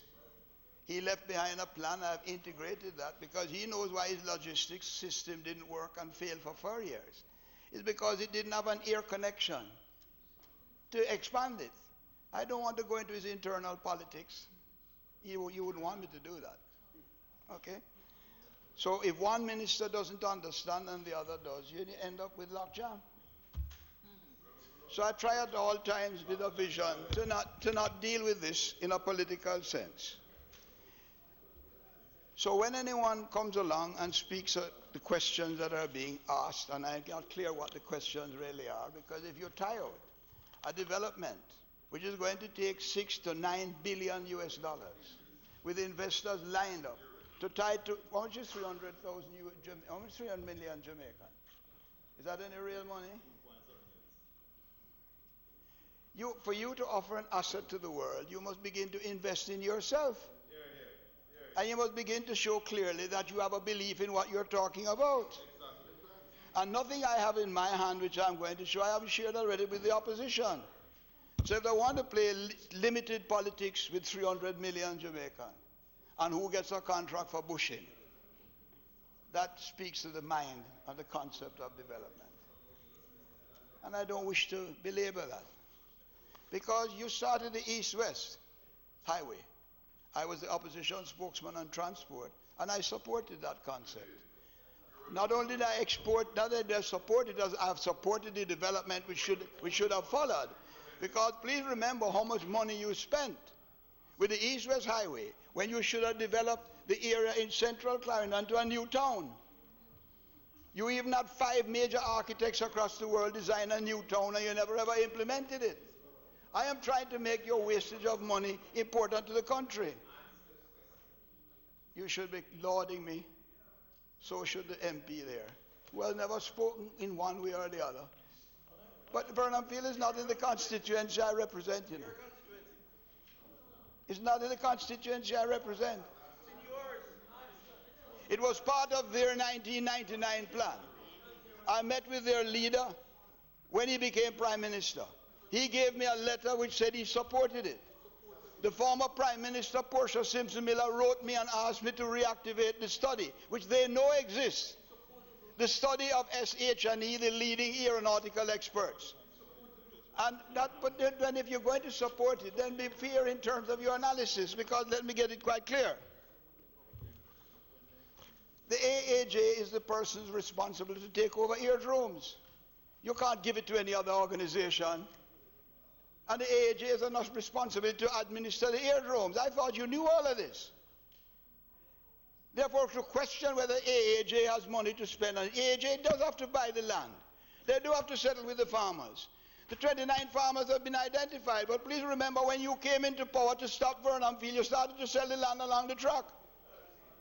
I don't want to go there. All right. I have said phase one, to make the asset, to reclaim the people's asset of land, required that 300 million to merely do. Table 1 is the debushing, which is 39 million. Table 2 is the engineer's estimate for the open tender now for fencing, because you have to secure what you do. Table 3 is the grading unlimited tender engineer's estimate and the pavement repairs. All of this is publicly be done and procured through the normal process of the country. But the most important element for me, and I'm surprised at you, Tony, I have in my hand a meeting notes. Jamaica's Logistic Hub Initiative Market Analysis and Master Plan. You're aware of those. So when you ask for research and study, how could you have gone where you went with economic zone unless you had a study also in relation to what you were doing? No, Minister, I asked a master plan, not study. I didn't ask for a study. But there's a master plan. Don't you leave a master plan for your logistics? Not for Vernon Field. Not for Vernon Field. Or you're going to get the goods to the rest of the world. I told you that is why you lost out. Anyway, it was emphasized Jamaica is in a great position to leverage its logistics prospects. On the other hand, while Panama is touted as being in the ideal position, when viewed from a global perspective, in reality, players in the industry know that it is not necessarily the case. The studies were done and continuously being done.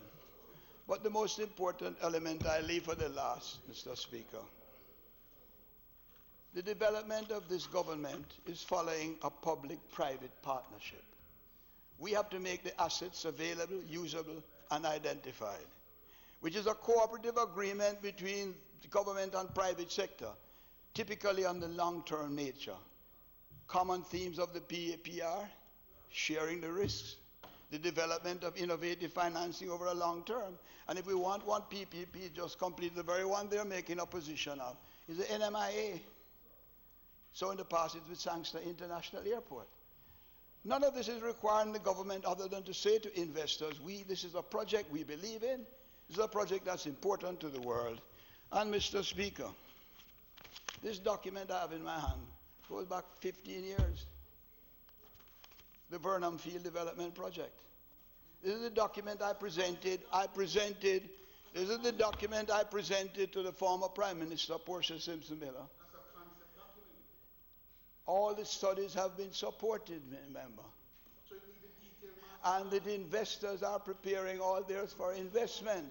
And you will see that in the next 6 months that we are not talking about the top of the head, we're talking about what is going to be done. So, this is, and the public-private is based on the entity typically finances the construction, manages the project, and return for promised as expected stream of payments over the period of time. That is the method by which we are following. That's the method by which it will be done. And you can answer yourself if indeed somebody is going to invest 6 billion, is not going to complete the studies that relate to that investment. Thank you very much, Mr. Speaker. Paul, yeah. Mr. Speaker, the permanent secretary, Mr. Speaker. Order, please. Order, please. Mr. Speaker, recently the permanent secretary in the ministry was before the PAC, and I would like the minister to confirm or deny what was said to us at the PAC. One, that the agreement with the new owners of Norman Manley Airport, that it guarantees them a certain period of time when there will be no competition in relation to not only passengers but cargo. Can the minister confirm that that is in the concession agreement, and the duration of that, and the duration, she said so, it's in the minutes. It was said so, it was said in the meeting, and we have the minutes. Secondly, is there an agreement with the new occupiers of the Normanley Airport for a runway expansion, and what will be the new dimensions? of that new runway at Norman Manley. Henry. Norman Manley Airport and the new investors are clearly known that cargo is not included in part of any exclusivity. Okay? Right. And that passengers would not be allowed for a long period over their agreement. Just as they also excluded the Ian Fleming Airport, or Boscoville, from being part of the Norman Manley lease. I don't have any other details on that respect. The minister can speak to it at another point in time. Now, in terms of, therefore, lending the runway, yes, they are supposed to extend the runway. It's supposed to have the RESA extension, because runways is not just land, it's also the space. And then after that in cargo, you'll end up with like Curacao, where you can have the Aerotropolis arriving, but you don't have enough land space to be able to move the amount of cargo that has to be moved. So I expect, and the government expects, no reaction from this that isn't in keeping with the agreement that we have made with NMIA. Well, Mr. Speaker, I'm happy that the Minister for Transport is in the House.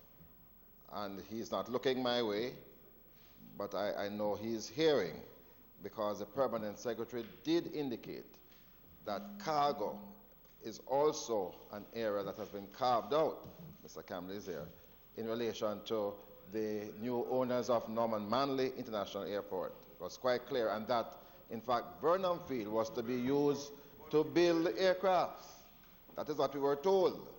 That is the extent, and that's why we thought that your participation in the logistics hub would not be, and in fact we resolved that the only logistics hub that we'll have is the one at Alpad that the GISCO people are about to operationalize. So I'm going to have some questions for the Minister of Transport next week in relation to this matter. Announcements.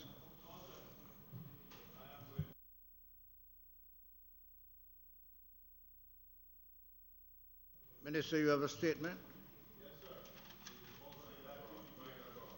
The House Leader had indicated that I had a statement as well, Mr. Speaker. Ranitwaite is in the House. The Member of Parliament for Central Kingston is in the House, so be quiet. Can you lend me the podium, please?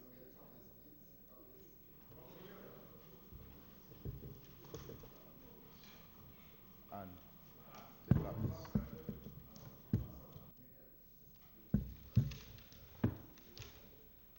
Make sure Mr. Phillips, Vice President, gets.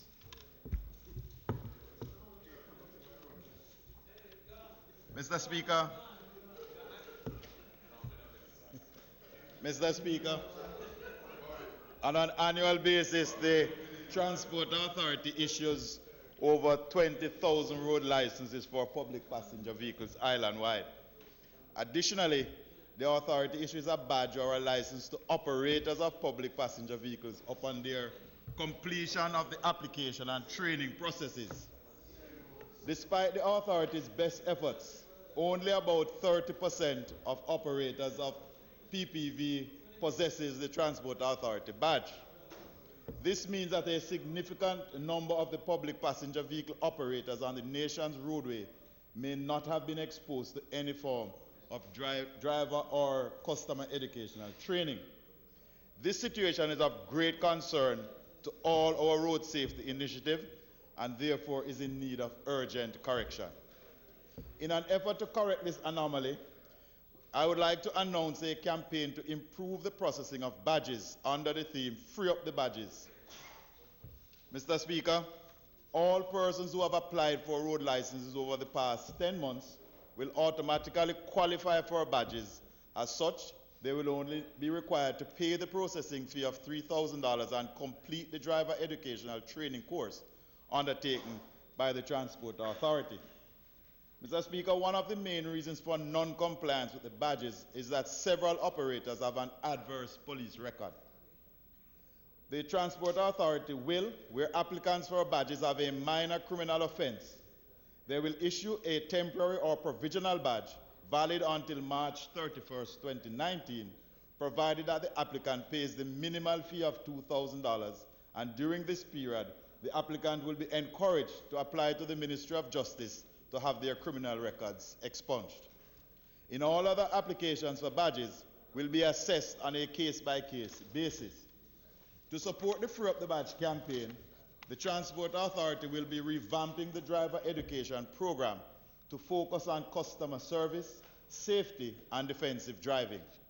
The driver education program will be reformulated to utilize mainly participatory learning tools with a reduced emphasis on the conventional means of assessment to ensure the maximum involvement of participants and hands-on approach to learning. These participatory tools include role play, visual aids, and the use of technology, mainly simulators. Mr. Speaker, it is hoped that these measures will greatly improve the sense of driver responsibility and accountability on our roads and to reduce the carnage that has plagued us over the years. Mr. Speaker, I thank you very much, sir.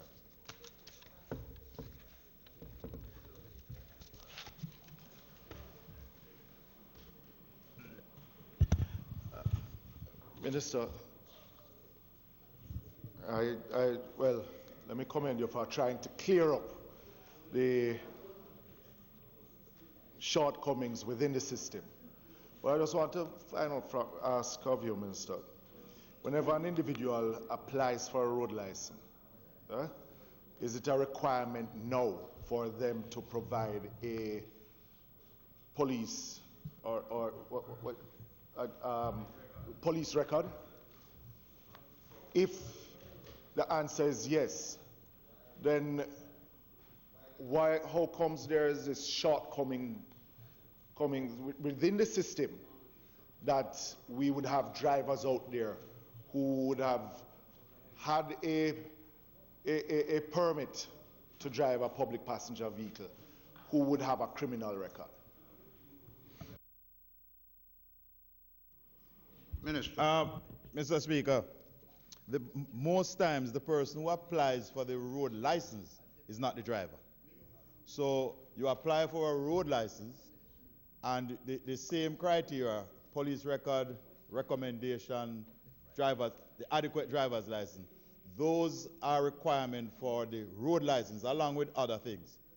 So the owners would apply for the road license and then it is the driver that applies for the badge, and you still need a police record, recommendations, etc. for the badge. So you find that the owner might not have an adverse police record, but the person who he has employed to drive, he has a driver's license, the requisite driver's license. He is driving the motor vehicle now, but he does not have the Transport Authority badge. And what we are saying is that persons who would have applied over the last 10 months, they would have gotten a current police record, etc., etc. We are allowing them to use the records already with the Transport Authority if they so desire to apply for a badge. That would be the man applying for the road license. No, the person who's applying for the road license does not normally apply for a badge. And in this program, we are encouraging the person who applied for the road license also to apply for a badge. Sometimes they do drive their own vehicles, but they are being required to submit a new police record. And the Transport Authority is saying the police record you submitted in April, we are now saying we are accepting it as current. So that in September or in November, you don't have to get a new police record having submitted one in April. So we are waiving the second police record for the person who already has a road license but no badge. We are saying the documents you submitted in April, we will use that to issue you with a badge, provided you pay the fee and you pass the driver ed program that the Transport Authority has. And those persons now who don't have a road license, just a straight driver, if you have an adverse police record, we will give you a provisional badge, a temporary badge, with a validity to March 31st next year. And then we will encourage you in the meantime to apply to have your criminal record expunged. But wouldn't it be putting the cart before the horse, that if the person has a criminal record, because if someone who commits a murder or commits a sexual crime would not be able to get it expunged. But then if you permit that person to apply for the badge before knowing what crime he has committed, will be putting the passengers of that vehicle that he may be driving in danger. Seeing that, and wouldn't it be better for them to at least produce? And you're opening up the system for those who want, as you did, and I want to ask you some questions on that too. But wouldn't it make sense to actually get those police records first, simply because you do not know of the crime that that person would have committed? No, in the free up the, you have a point, but in the free up the badges campaign, the person would make the application and would state on the form that they would have had a conviction, because the question is asked. And therefore, you have them driving now, member. There are hundreds of people driving today within the public passenger industry that have adverse police records. And what we're trying to do is to get them into the system, because a lot of persons have expungible offenses and they don't understand the process, and we are trying to facilitate and to help them to get them expunged. Those that cannot be expunged will not be issued, because there are some offenses that the Ministry of Justice has listed that is not expungible, and those will not be treated with. And that is why it is critical that when they submit the form, the question that is asked, that they would answer. And there is a cut-off period. The badge, the provisional badge, is valid until the 31st of March. During that time, we will be encouraging them to get their records expunged.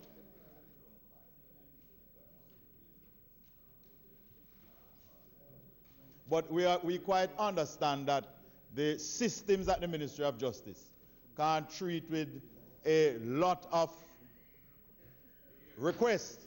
But what we are working with the Ministry of Justice to speed up the process, and we would be prepared if the Ministry of Justice indicates that they have a case that is expungible, but the timeline might be that, so to give them a second provisional badge. Because we're trying not to unduly punish people or to unduly force people to continue to operate in contravention of the law. We are trying to bring people on board, and tying with the Ministry of National Security's 5-pillar strategy, of one of the pillars being redemption and rehabilitation. We are also trying to encourage persons who would have been punished for a minor crime to continue the rehabilitation process, because we must, as a nation, begin to forgive those who have run afoul of the law, have paid their debt to society, have contributed over time in a constructive way to society. We don't want to continue to punish them. Minister, don't get me wrong. I am in support of cleaning up the system. But I tell you, I have a problem in relying on the form, giving them a provisional license, putting them in with responsibility for the general public in a public passenger vehicle, then trying to find out if this person is a hardened criminal or just one that needs to be given a chance. And I'm going to just express our concern on putting really the cart before the horse. And I am in agreement. Those who have records who can be expunged, who are not hardened criminals, should be given another opportunity in life to show their worth. But I wanted to give some additional consideration before rolling out this program on protecting those in who these drivers will be carrying in their vehicle. I would like, now we are in December, Minister, and your free up campaign in additional license should have ended. Can the Minister state how many new applications that the Minister got, how many you're expected to approve. And in your own words, Minister, the additional fees that you had added for the application, in your own words, would be rolled back. And when is it that it is expected to be rolled back? Mr. Speaker, the member raised some issues, and I just want to assure him, just as how when you are coming into the country and you get a customs and immigration form, and you are asked to fill it out, and you are asked whether you are traveling with $10,000 or more, and you answer, no, sir, just as all Jamaicans are equal before the law, and just as how we can trust you and depend on you to answer the question honestly and fairly, I would like to give that benefit of that doubt to every single Jamaican. Every Jamaican. Every Jamaican. Because you are asked that question, member, and it is okay for you to answer. Why is it not okay for the taxi driver to answer? And I'm saying, let us, because we have had the system where you come with a police record before you get the badge. And they are not coming, they are out there driving. They are out there operating every day.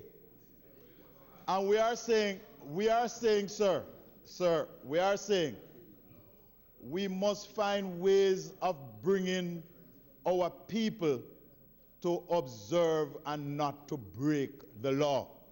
And when we ask the question of you answer, we take your word. Why are you finding it so difficult for the taxi drivers, for us to take the taxi driver's word? One. The second part, if I answered your question, I would be breaking the standing orders, because it is not the subject of the statement. So the question you're asking, very valid, but it's not the subject of the statement. And if you submit those questions in writing, I'll be more than happy to answer you, sir. Mr. Speaker, let me just be clear. And,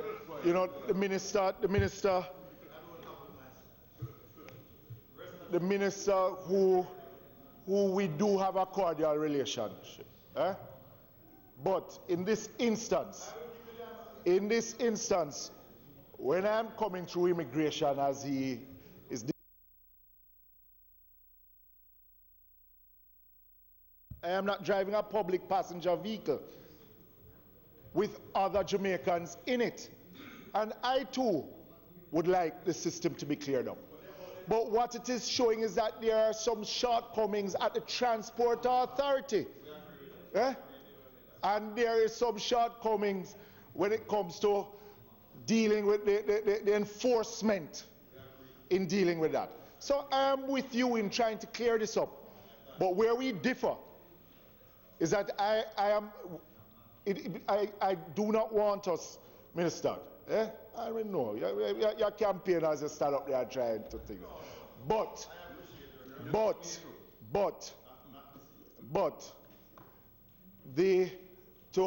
to give a provisional badge, relying on that form, and the difference is that when I jump into my vehicle or I leave the airport and filling out that form, I am not responsible for the lives of others. So I just wanted to take that into consideration. Yes, thank you.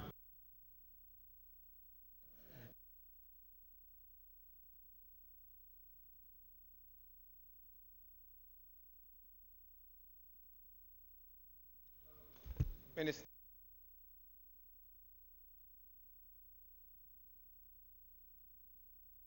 One of the main driver badge is to ensure that they go through this training, retraining and recertification, all of this. And I understand that it can take a day, as was said by the Transport Authority recently on the radio. Your closing line in the statement speaks to, it is hoped that these measures will greatly improve the sense of driver responsibility and accountability on our roads, etc. has the Transport Authority, and if not, will they, as they should, done an audit to determine whether those persons who have been the beneficiaries of that training, what is their road behavior? Because it would inform whether that particular program will work or is working. Because if 30% of those who are operators on the road have the badge, would have gone through the training program and would be expected to have better road attitude on the road. What we see out there, and I'm sure you are the beneficiary of that scene as well, suggests that a significant number, probably more than 30%, are out there creating some amount of bad behavior, tantamount to mayhem sometimes. Is this working? So an audit is needed to ascertain whether this particular training program is benefiting the drivers and the public at large. Mr. Speaker, I thank the member from Central St. Mary for his observation. And he is correct, because it is 30% who have gone through the driver ed program. And therefore, what we are trying to do is to get 100% of persons to go through the driver ed program. And a preliminary look at the numbers, the Transport Authority, that is why they have agreed and they are working through with their other partners to revamp the program, to make the program more relevant, more visual, role-playing, rather than you just sitting in a classroom and somebody on a blackboard, and to utilize the driving simulators and driving conditions while the instructor is there, and to have the role-playing, the visual thing. So that they are in the process of revamping the driver ed program now, and I am sure that in time you will see the improvements on our streets, because we cannot continue the way we are, and we have to take innovative steps to help to clean up the system that is out there. So I really thank you for your observation. And Speaker, just one follow-up, please. One last one. And it happened in your constituency, which is why I'm bringing it up.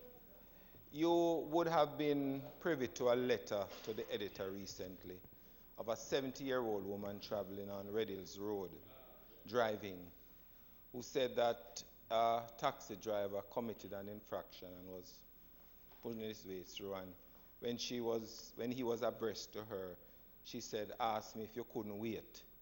And him tell her what he could do with her mother, who was long deceased, you know. I say that to say that part of what needs to be done in this particular program is for people to realize that some of the things that they see on the road too. So that has to be part of what is factored in this training. And I'm hoping that with this new direction in terms of the training program, as opposed to just the rote but role, that they will improve their behavior on the road. Not only driving, but in terms of what they articulate.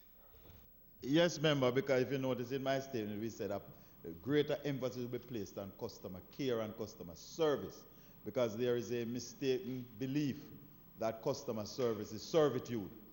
And we believe that our drivers in the industry are to be exposed to better training and more training, heart. And we are moving, heart NTA, and we are moving in that direction to get this driver ed training. In addition to you having your driver's license, we need the additional driver ed training, defensive driving, customer service, etc.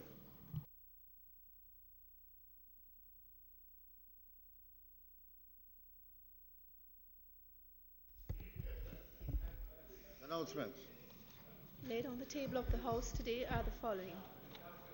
Ministry paper numbers 102 to 105 entitled Cabinet Agenda Issues, dated October 1, 8, 16, 22 and 29 of 2018. Annual report and audited financial statements of the Urban Development Corporation for the year 2013-2014. Certified appropriation accounts for the following departments: Tax Administration of Jamaica 2013-14 and 2014-15, Tax Administration of Jamaica 2015-2016, Department of Correctional Services 2012 to 2013. Report of the Sessional Select Committee on Human Resource and Social Development on private members' motion number 28 of 2017.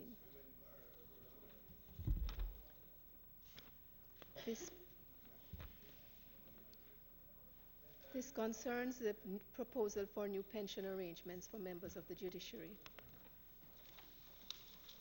Report of the Public Administration and Appropriations Committee on its deliberations with the Ministry of Science and Technology and the Office of the Prime Minister. Bills brought from the Senate. Petitions, papers, reports from committees. Mr. Speaker. Mr. Paulwell. Mr. Speaker, on behalf of the Chairman of the PAC, I beg to lay on the table of the House a copy of the report of the Public Administration and Appropriations Committee of the House of Representatives on its deliberations with the Ministry of Science, Technology, and the Office of the Prime Minister. Mr. Tweed.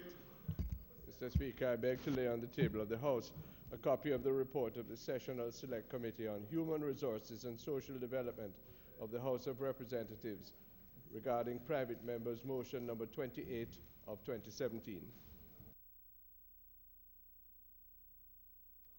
Mr.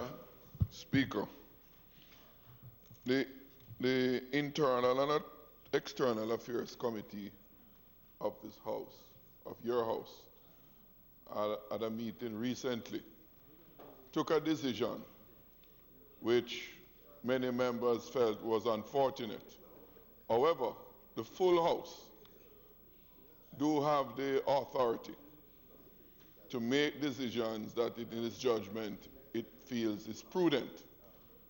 And against that background, Mr. Speaker, I'm using this opportunity on the report from committee to make an appeal to you and to this full House for a consideration of taking a decision to direct the Internal and External Affairs Committee of this Parliament to do what it normally does, which is when matters appear before the committee for which persons are affected, the committee, like in economy and production, like other committees, invite members of the public who are affected to appear before the committee so that they can share their experience Mr. Speaker, with the a point of order, Mr. Speaker.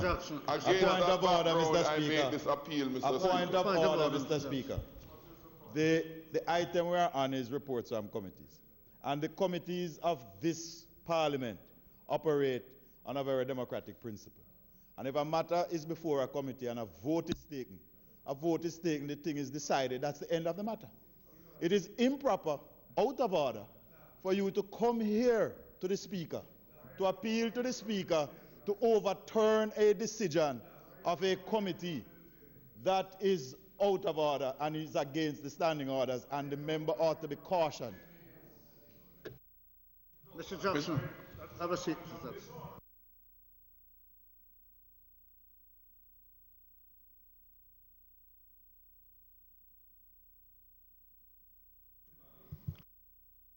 Mr. Jackson, I would ask you to respect the vote of this committees of this Parliament. I'd ask you if you have a difference to bring a resolution to your Parliament so your colleagues can debate it. We should respect our colleagues and the committees. As such, I'm going to ask you, there's no item, Mr. Jackson. Okay, I acknowledge. I just want to acknowledge your response, Mr. Speaker, and just to indicate that it was merely an appeal that I was making to you and this other House. Unfortunately, it has found no favor with you, and therefore I respectfully Mr. Jackson, we can play politics as much as we can, and we both can do it. We must respect our colleagues from whichever side they are. A committee hands in a report, and you are free to bring a resolution to the Parliament, but not to come here to want to overthrow the committee's report. Notice of motion given orally. Mr. Speaker, I beg to give notice that at the next meeting... Dr. Bromfield. Thank you, Mr. Speaker. I beg to give notice that at the next meeting of the House, I will move.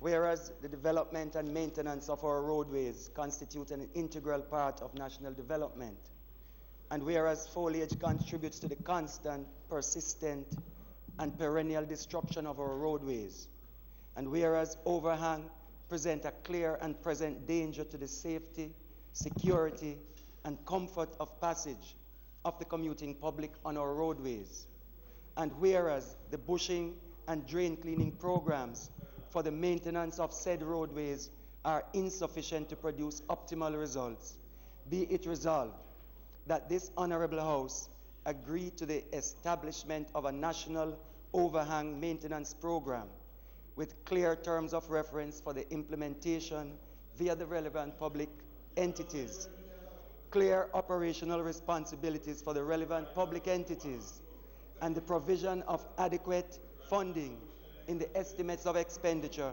to the relevant agencies to carry out these responsibilities in order to ensure longevity, viability, and the efficacy of this program. Thank you, Mr. Speaker. Mr. Trade. Mr. Speaker, I beg to give notice that at the next meeting of the House, I will move the following motion. Be it resolved that the report of the Sessional Select Committee on Human Resources and Social Development of the House of Representatives on private members' motion number 28 of 2017, which was laid on the table of the House on the 4th of December 2018, be approved. Mr. Speaker, on behalf of the Chairman of the PAAC, I beg to give notice that at the next meeting of the House, he will move the following motion. Be it resolved that the report of the Public Administration and Appropriations Committee of the House of Representatives on its deliberations with the Ministry of Science and Technology and the Office of the Prime Minister, which was laid on the table of the House on the 4th day of December 2018, be approved. Okay. I beg to give notice that at the expiration... Mr. Hilton, please. Yes. I beg to give notice that at the next meeting... Mr. Hilton has a resolution. Go ahead, Mr. Hilton. I beg to give notice that at the next meeting of the House, I will move the following motion. Whereas the current network of drains and gullies existing in the corporate and throughout the country, corporate area, and throughout the country, which has been in a deplorable condition for several decades due to the lack of sustained maintenance and repairs, and was never designed to handle the increased runoff of storm water resulting from increased development of the physical infrastructure and exacerbated by the frequency of heavy rainfall due to climate change. And whereas Marcus Garvey Drive and Mandela Highway, the main arterial road linking the industrial belt with the port of Kingston, through which the island's major commerce with the rest of the world is conducted, recently experienced severe flooding, leaving commuters stranded for several hours following heavy rainfall in the vicinity of those thoroughfares. And whereas much of the wastewater from the industrial activities as well as from sewer mains end up in our existing drains and gullies, and which, among other harmful effects, represents a continuing threat to the health of many of our citizens, especially in poorer communities located near to those existing drains and gullies. And whereas successive budgets have not been able to adequately fund the maintenance and repairs of the existing drains and gully networks, be it resolved that this Honourable House debate this motion with a view of finding creative solutions to the current problems of inadequate design, poor repair and maintenance of the existing networks of drains and gullies throughout the corporate area, Montego Bay, and our towns. Be it further resolved that this Honourable House direct the appropriate committee to examine the current and future development plans of the government to ensure that full account is taken of the need for adequate drainage systems to be put in place to address the various sources of increased water runoff, effluent, and sewage. Questions? No, hold on. And answers to questions? No, we have motion. Sorry. You have a motion? Yes, Mr. Speaker, I beg to give notice that at the next meeting of the House, I will move the following motions. Whereas subsection 1G1 of Section 41 of the Constitution of Jamaica requires a member of this Honourable House of Representatives to vacate his seat if any firm in which he is a partner or any company of which he is a director or manager becomes a party to any contract with the Government of Jamaica for or on account of the public service, or if he becomes a partner in a firm or a director or manager of a company which is a party to any such contract. And whereas the Member of Parliament for St. Andrews Southern is a partner in the law firm Hart, Muirhead and Fatter, and the director of the Jamaica International Insurance Company Limited, Caribbean Information and Credit Rating Services Limited, Mona Rehabilitation Foundation and Monex Limited, which may from time to time enter into contracts with the Government of Jamaica and its affiliated agency. And whereas the member has disclosed his interest in these entities, be it resolved that this motion be referred to the Ethics Committee of the House of Representatives for consideration and report. And secondly, Mr. Speaker, with reference to the resolution appointed by the House of Representatives on the 2nd day of October 2018, appointing a special select committee to sit jointly with a similar committee to appointed by the Senate to review and report on the Criminal Justice Suppressions of Criminal Organizations Act 2014, that the name Horace Daly be removed and the name Peter Bunting be substituted therefore.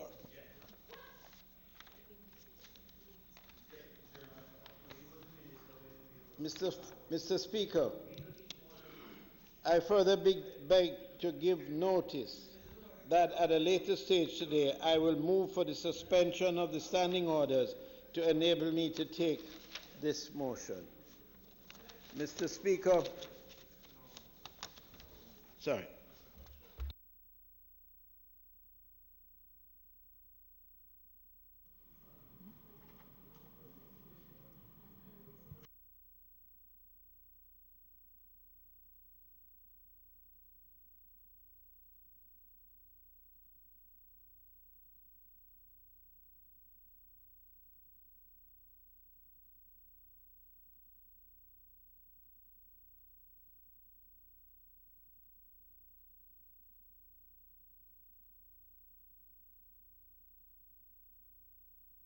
Questions and answers to questions. Mr. Speaker, the time being 4:57 and past the period when questions can be permitted, I ask that the House permits us to take questions at this time. Those in favor? Those against? As of it.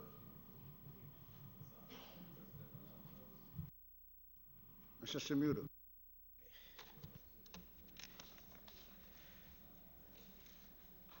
Mr. Speaker, I now move for suspension of standing orders. There are no questions. Oh, I'm sorry. My apologies. Yes, proceed. Mr. Speaker, I beg to give notice that at the expiration of 21 days, I intend to ask the Prime Minister the following questions. While I'm on my feet, Mr. Speaker, could I ask the House Leader to indicate to the Parliament when my questions, which were due for answer on the 27th of November, when those questions will be answered.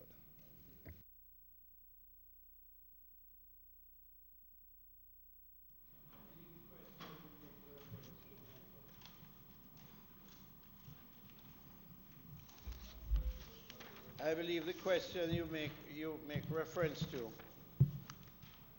was asked of the Prime Minister. And as you are aware, the Prime Minister has been traveling on government business, national and international affairs, that has done great credit to the country, brought great respect and credit to the country, for which I am sure you will join me in congratulating him for the outstanding manner in which he conducted the affairs of Jamaica in the public arena.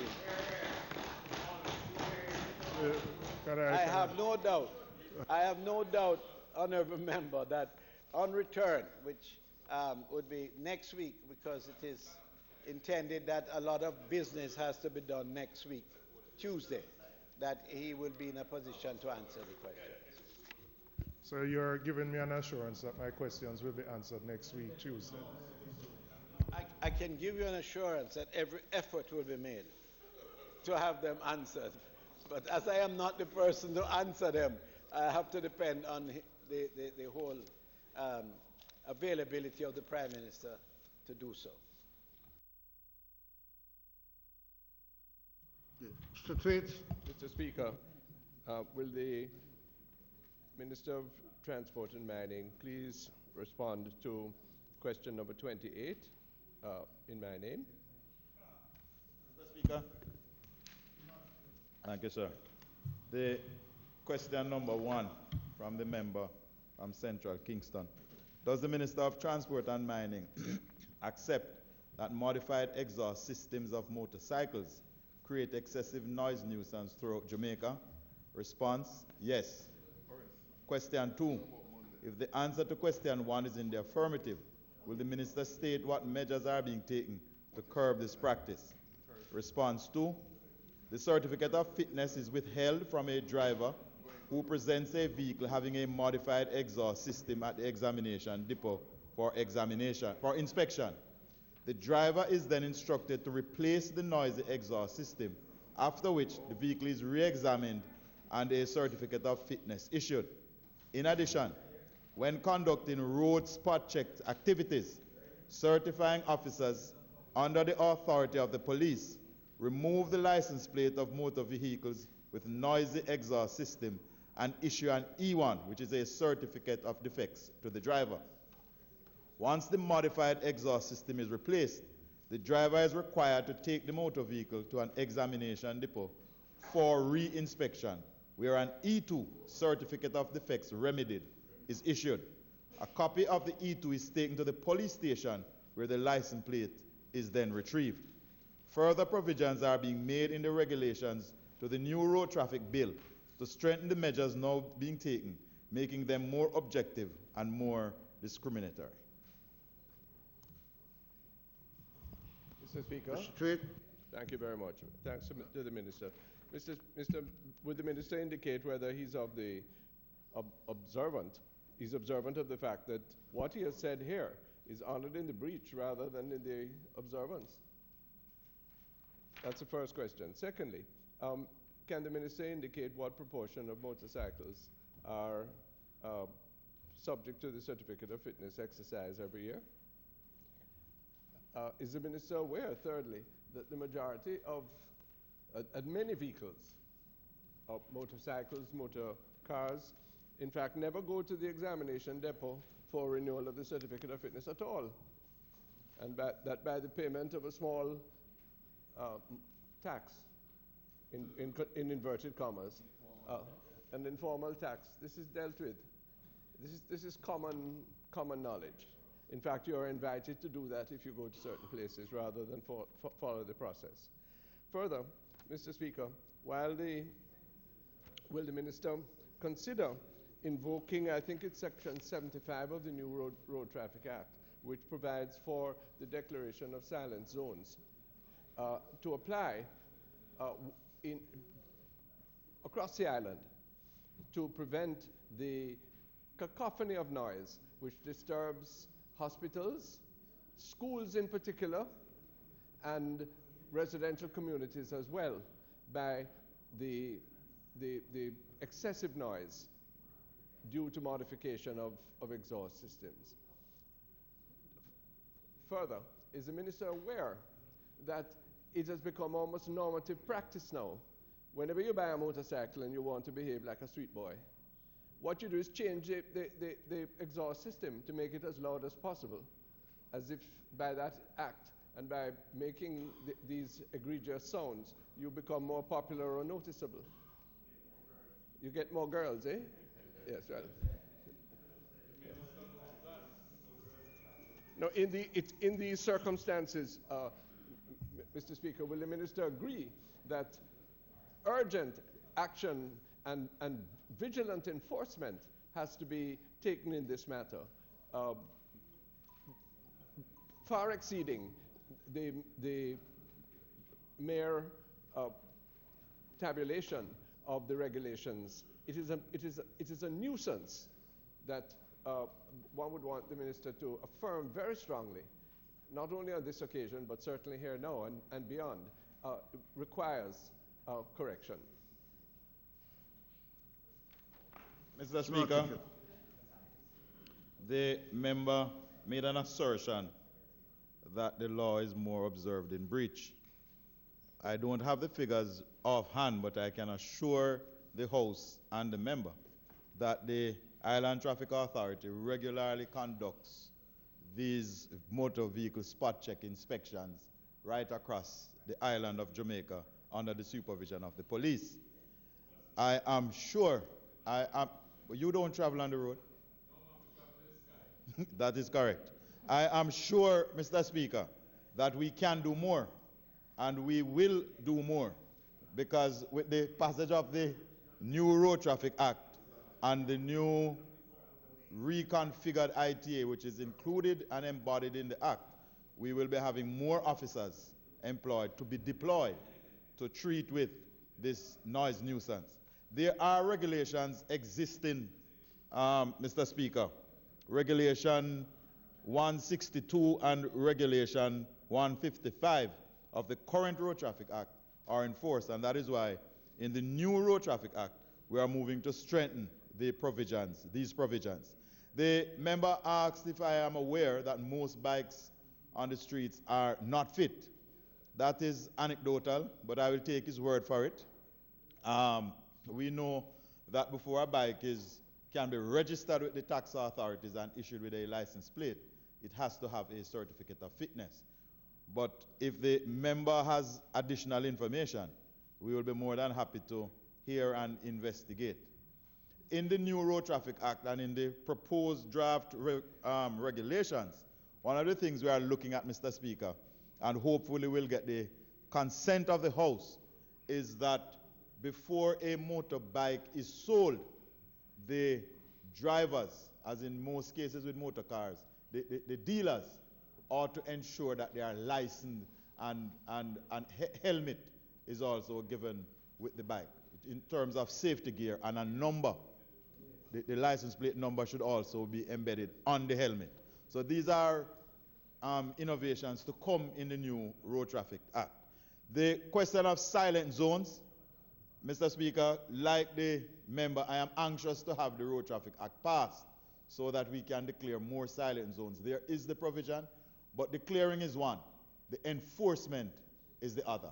And I am very happy that the police has formed a new division to treat with order in the public space, and they are doing a very good job, notwithstanding the controversy when they started about the color of their vests and the color of the bike. When it comes to, the Fitz green color, yes. When it comes to urgent action here and beyond, there is no divide between the member and myself. the urgent action is needed, not only by us, but also from the wider Jamaica. People need to express their disgust of this noise nuisance and not to encourage it. And the more we repeat it, member, is the more the message will go through. And therefore, because many times, even today, you pass hospitals and churches and persons are blowing their horns and revving up their bikes. Absolutely no respect. And that is why we are moving at the Transport Authority to treat with driver education. Because knowing the road code alone and knowing how to drive or to change a tire or change oil is not good enough. And therefore, I want to urge all members of this House, all Jamaicans who know of breaches of the Road Traffic Act, to report them to the police.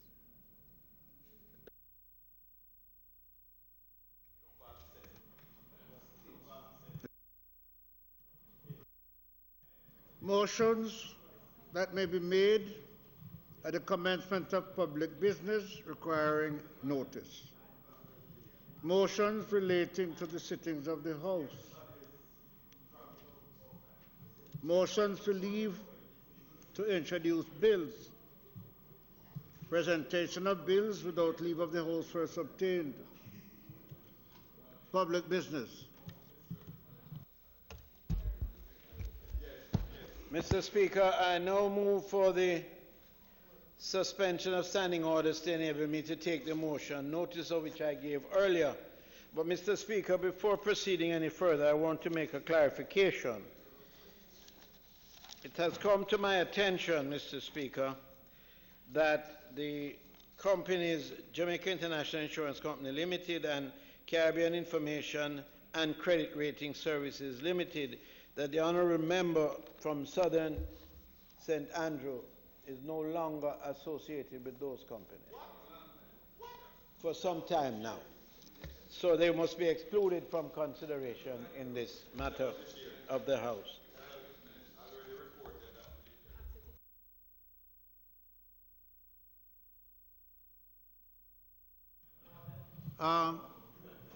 Those in favour? Those against? Ayes have it. Mr. Speaker, I now move that the motion, notice of which I gave earlier, be agreed to. Those in favour? Those against? Ayes have it. Mr. Speaker, we have had a good day, and in respect of the last matter attended to by the Honourable Minister of Transport, I sincerely wish him a lot of luck in trying to keep silent zones, because it is a real nuisance. I wonder sometimes if it's not more cultural than anything else. But I really wish you luck on that, Minister. It's really needed. Mr. Speaker, we are going to be dealing now with private members' motion, and I would like to start where we left off at the last sitting, or a sitting prior to that. The debate on number 2 in the name of the member from Central Kingston, dealing with the issues of mathematics and science competence in schools. And I believe we had undertaken to have a response by the member from Southwest St. Elizabeth.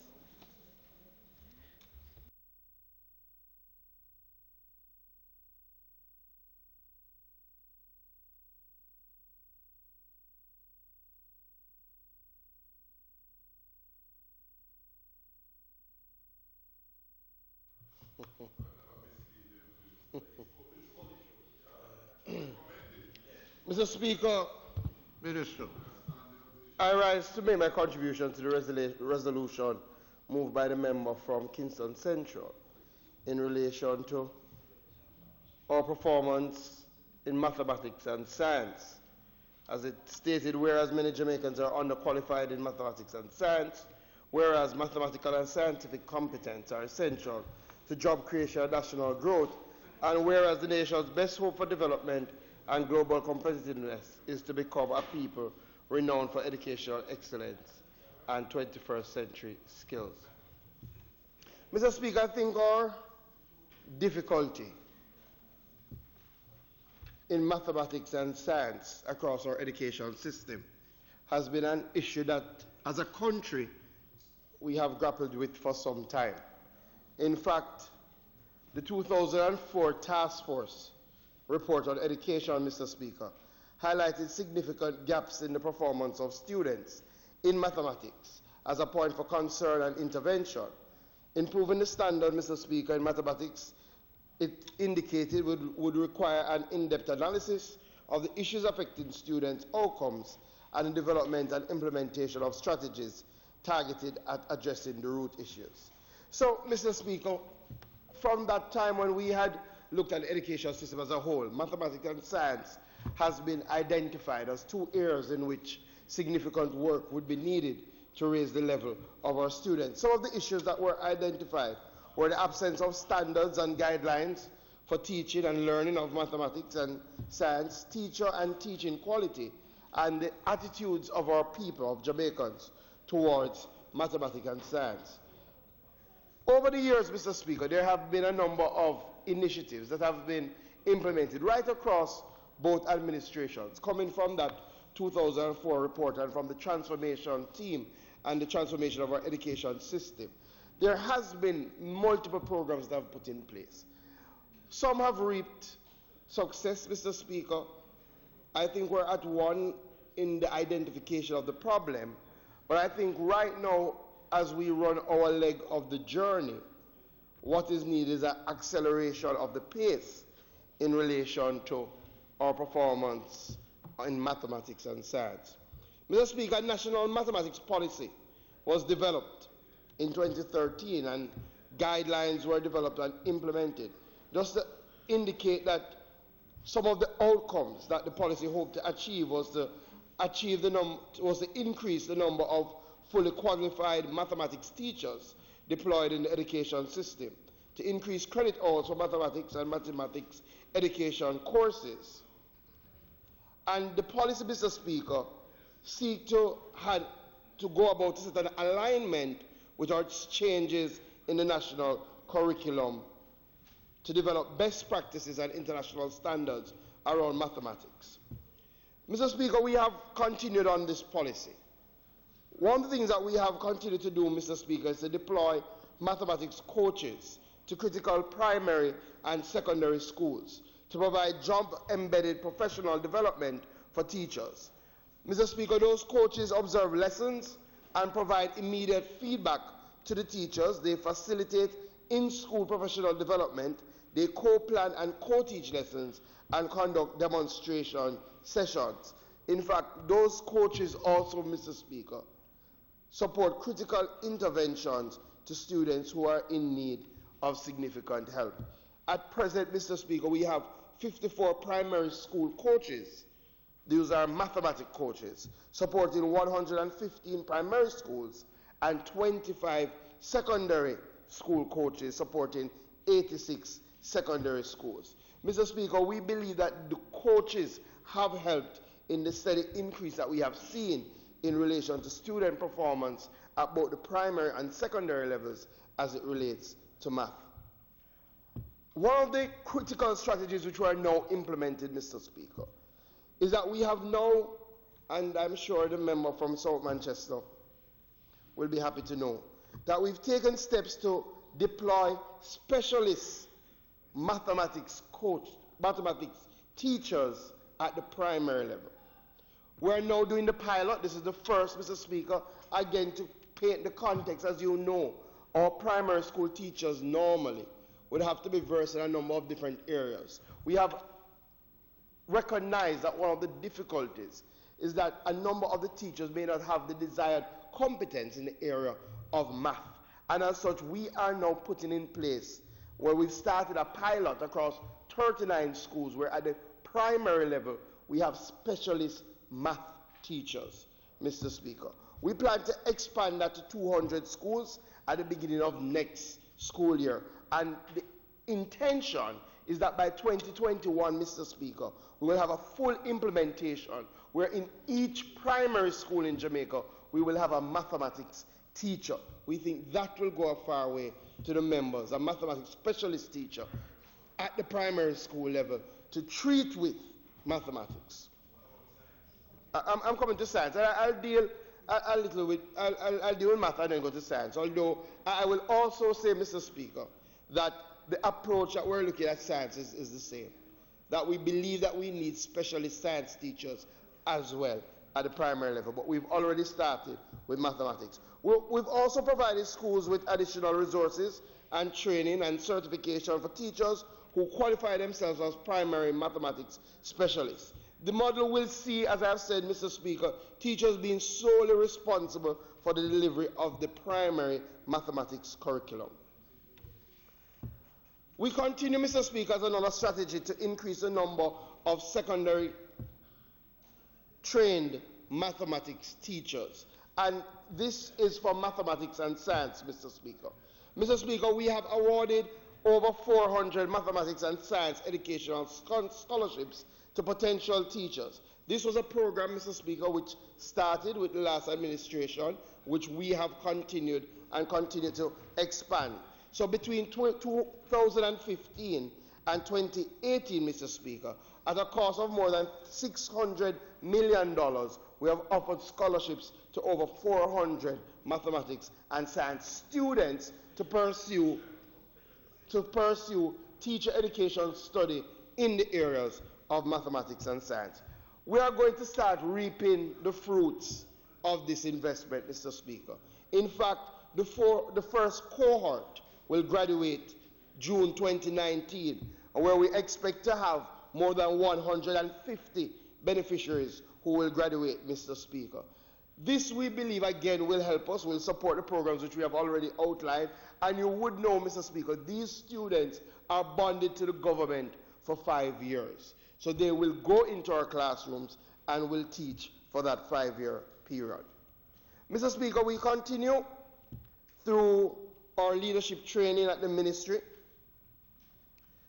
to focus on our leadership in mathematics program, which was developed and is being delivered through the National College for Educational Leadership. That program, Mr. Speaker, focuses on our principals and secondary heads of departments in relation to training, and it's an annual session that is facilitated for new principals and head of departments. Mr. Speaker, we think it's also important that mathematics and science, that a cultural shift happens across our schools. So not only are we treated with the teachers who teach those areas, but we also have to get to the leadership so that the importance of mathematics and science is ingrained in the psyche of our educational institutions. Mr. Speaker, one of the elements that was started that we continue is that we recognize that there is an important cultural shift that is needed, and as such, there was a campaign that was launched around mathematics in particular, which was coined Math Counts, using various forms of engagement to again send the message to our people that mathematics is important. As part of that campaign, Mr. Speaker, the National Mathematics Expo was implemented in 2013, again to coordinate and align our students around the importance of mathematics. Not only have we continued this initiative, Mr. Speaker, we have sought to expand it completely. We have National Mathematics Week with the National Mathematics Expo. We have sought to include technology in our Mathematics Expo. And now, at last count in 2018, Mr. Speaker, we had over 8,000 students attending our National Mathematics Expo. Again, we have seen some of the results. We continue to see steady improvement in mathematics. It is still not where we want it, Mr. Speaker, but we will continue on our pathway to ensure that we have better results and more students taking math seriously. Mr. Speaker, a lot of what I said for math, we have decided to model the same approach in relation to science, in relation to the need for specialist teachers, in relation to the need for additional training, in relation to the need to offer scholarships for those who want to teach science. That has been our approach. And again, with the scholarships, Mr. Speaker, the students are bonded to the country. I will say though, Mr. Speaker, there's a larger issue in relation to science, in that what we do find is that while our students, especially at the secondary level who take sciences, for the most part get acceptable grades, there is a larger issue in relation to the amount of students who are choosing science-related subjects. In fact, Mr. Speaker, our statistics show that only 5% of the eligible cohort take sciences in the final secondary examinations. So again, Mr. Speaker, I think what we're envisioning is much akin to what we have done in relation to math, where we will have to tackle the significant cultural issues regarding the study of science. You will see the ministry embark on a campaign in relation to saying to our young people and our students how important science is, especially in the 21st century reality. One of the big things that we're now doing, Mr. Speaker, we have recognized that part of the blockage in relation to a lot of our students and our schools doing better in science is just the difficulty in lab space. So we have brought a specific program for our secondary schools where we're looking to upgrade their science labs right across Jamaica. And that is ongoing, Mr. Speaker. Again, Mr. Speaker, as I said a little earlier in relation to math, what we're looking to do is in relation to at the primary level, we're looking to put in specialized science teachers so that, again, we can encourage a culture of science, inquiry, and problem solving in our schools. The final thing I will say, Mr. Speaker, the final two things. Clearly, we always look for partnerships across the private sector. We believe, especially in relation to science, we had a very good partnership with Digicel in relation to mobile science labs. We believe that a number of our companies, especially those who are now in the alternative energy field, can see how they can partner with the Ministry of Education to help us, especially at the primary and early childhood level, to incorporate more scientific principles. So we would love to see how we can craft a program, Mr. Speaker, especially at the early childhood level, to get more of our younger children interested in science. In closing, Mr. Speaker, we do believe that the National Standards Curriculum, in its format, in its shape, in what it calls for in relation to the need for problem solving, the foundation on the 4 C's, which is critical thinking, collaboration, communication, and creativity. And in fact, in the fact that it calls for a scientific approach to the teaching of every lesson, Mr. Speaker, we believe in that curriculum that will significantly help us by ensuring that our children are now more in tune with the higher order skills. We believe that when our children are more in tune in general, Mr. Speaker, with the higher order skills, then they will be more drawn to areas such as science and areas such as math that call upon your higher order skills. So all that we're doing, Mr. Speaker, in relation to the curriculum, in relation to our new form assessment, is directly targeted and laying the foundation for our children to do better in science and math, and ultimately, Mr. Speaker, for the creation of a prosperous Jamaica. Thank you, Mr. Speaker.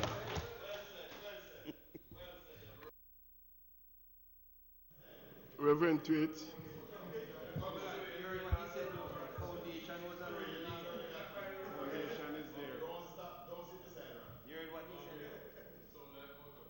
Reverend Tweet.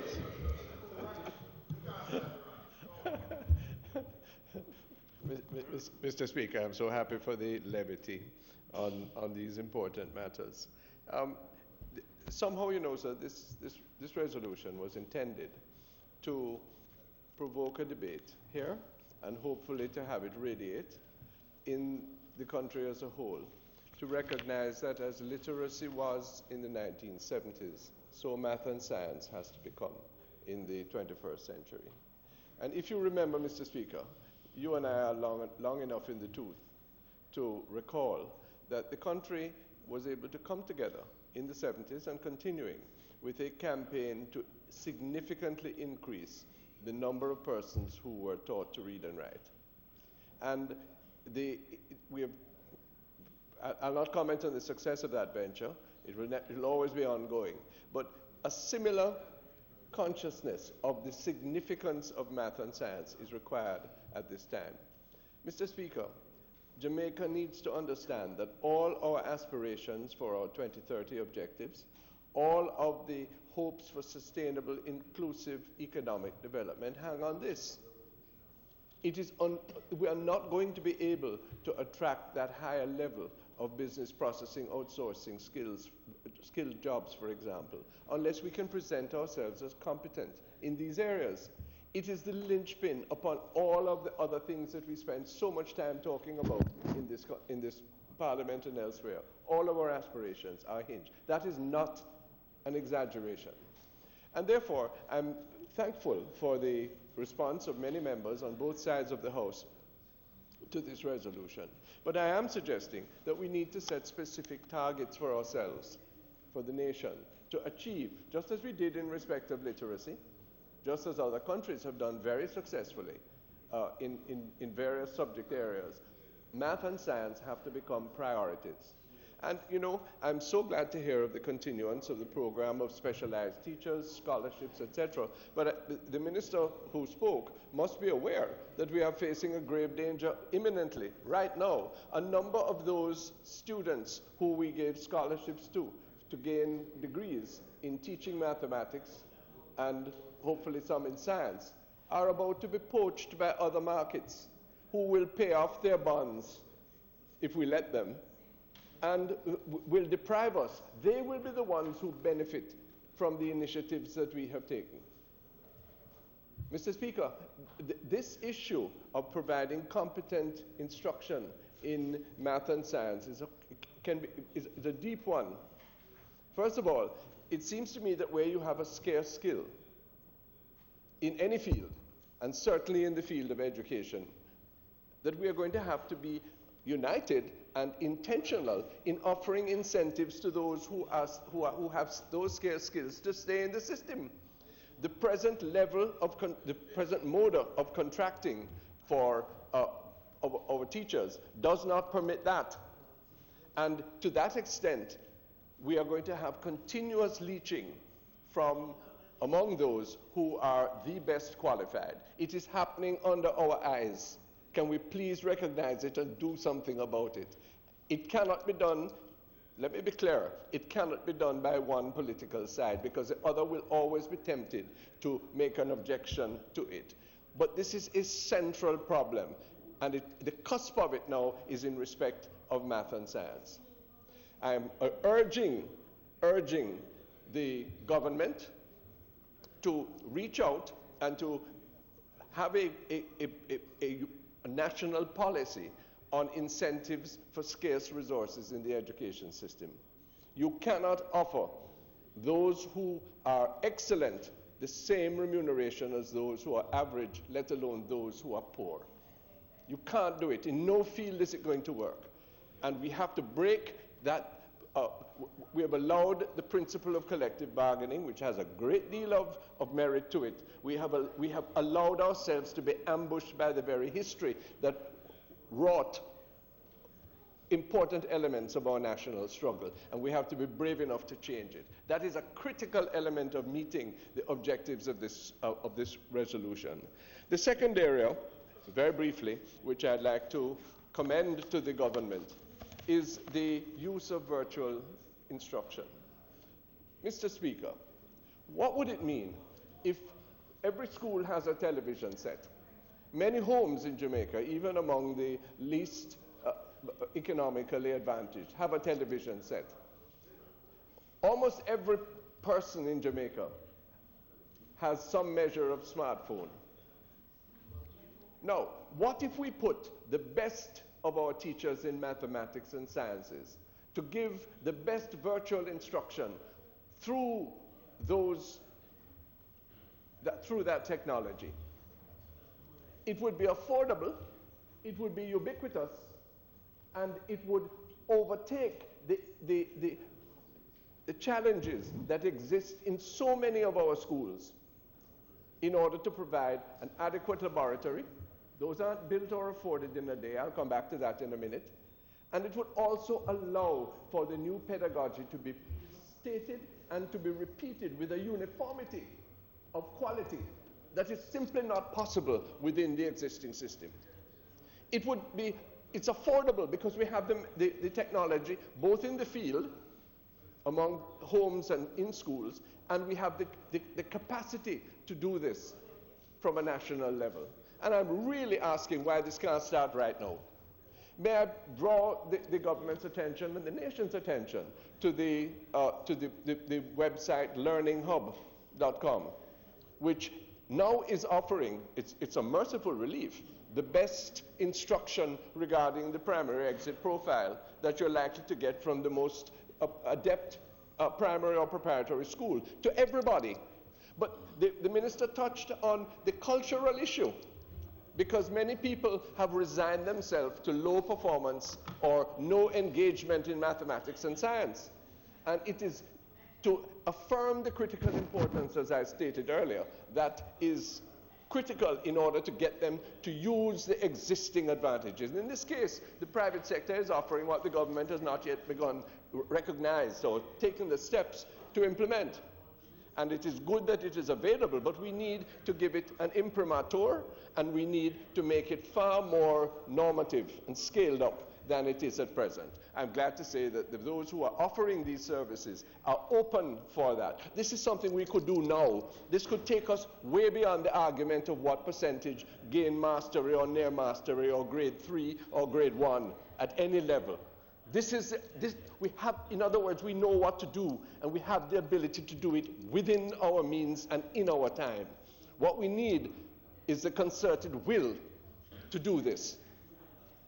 Lastly, Mr. Speaker, in respect of science, the Minister very kindly and correctly referred to the partnerships that have existed before.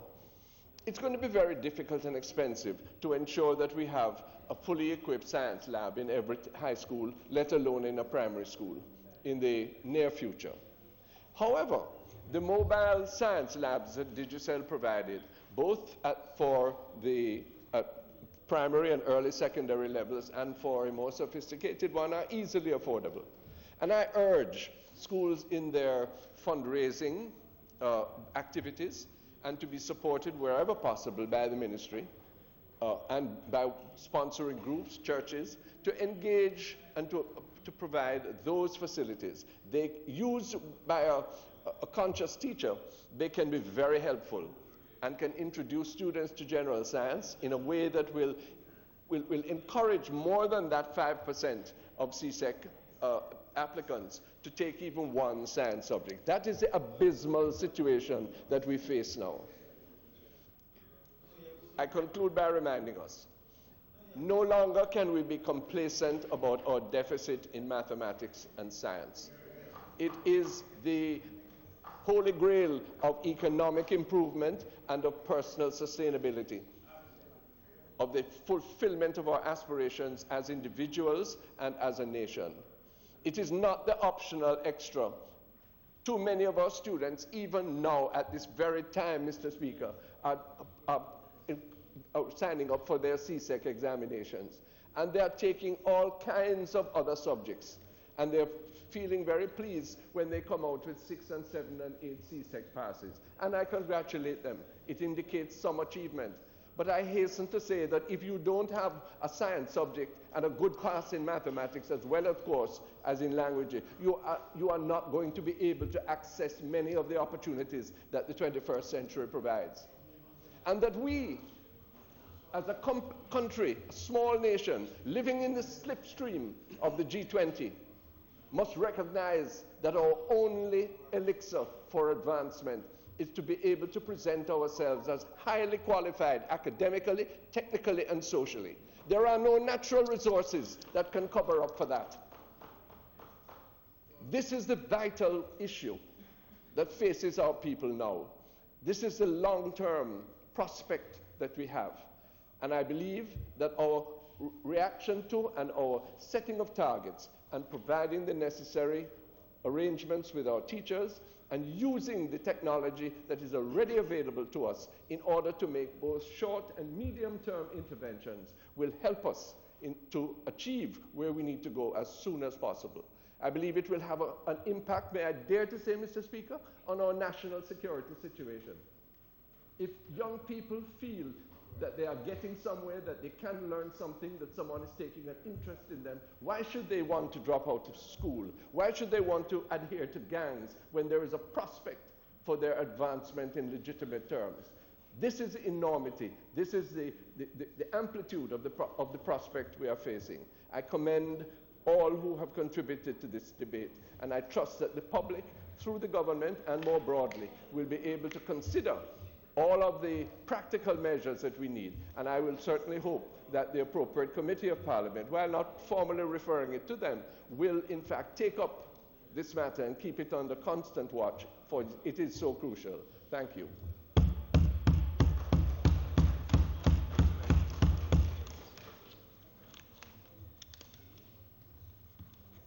Mr. Speaker, I'm sure that you will join me in thanking the member for that very worthwhile contribution, the member from Southwest St. Elizabeth, who did so well in explaining all the work that is being done through the Ministry of Education. And of course the member from Central Kingston, who brought the resolution and has emphasized the level of importance that should be placed on teaching our students in the field of mathematics and science. Thank you very much, member. We are now going to move to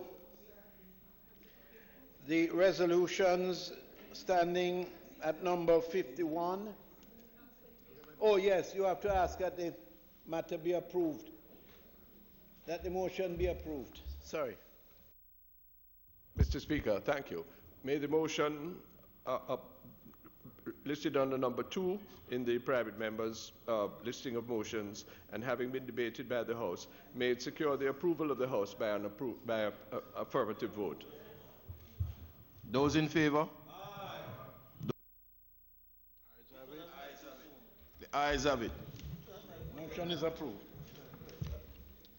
Thank you very much, Mr. Speaker. Now we go to, as I said, motion number 51 and 54, which will be taken together by the chairman of the Regulations Committee of the House of Representatives on its deliberation on the National Housing Trust Housing Benefits Special Selection Estuary Housing Development Order 2017, which was laid on the table of the House on the 6th day of December 2017, and also the motion 54 on the deliberation of the Regulations Committee of the House of Representatives on the National Housing Benefits Special Selections Berkshire Courts of Eltham Order 2018, which was laid on the table of the House on the 1st day of May 2018. So I invite him to take both reports.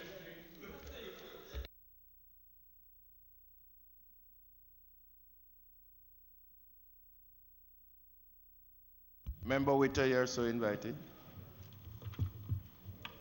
Thank you very much, Mr. Speaker. I now move that the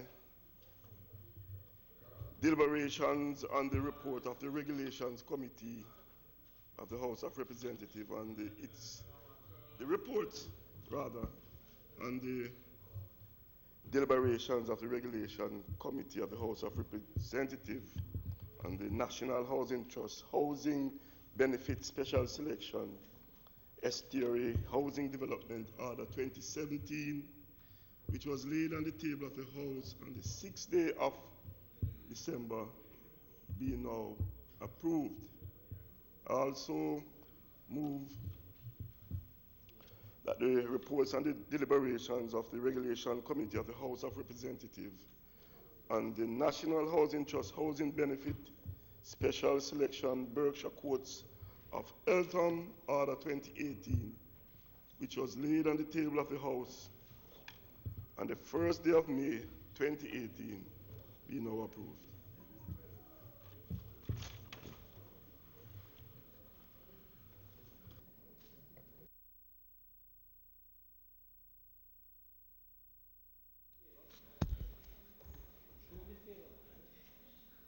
Those in favor of the two motions?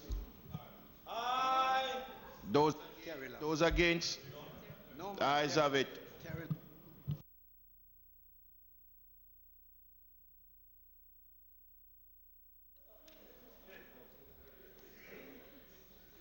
Mr. Speaker, you'll recall that we suspended the resolution, the motion moved by the member from Southern Manchester. A very well presented motion, I do say. And that is the motion standing at number 43. I am going to invite you, Mr. Speaker, to ask the member to complete the, or invite anyone else to make a contribution, failing which he may close that resolution. Member, are there anyone who wants to contribute to that?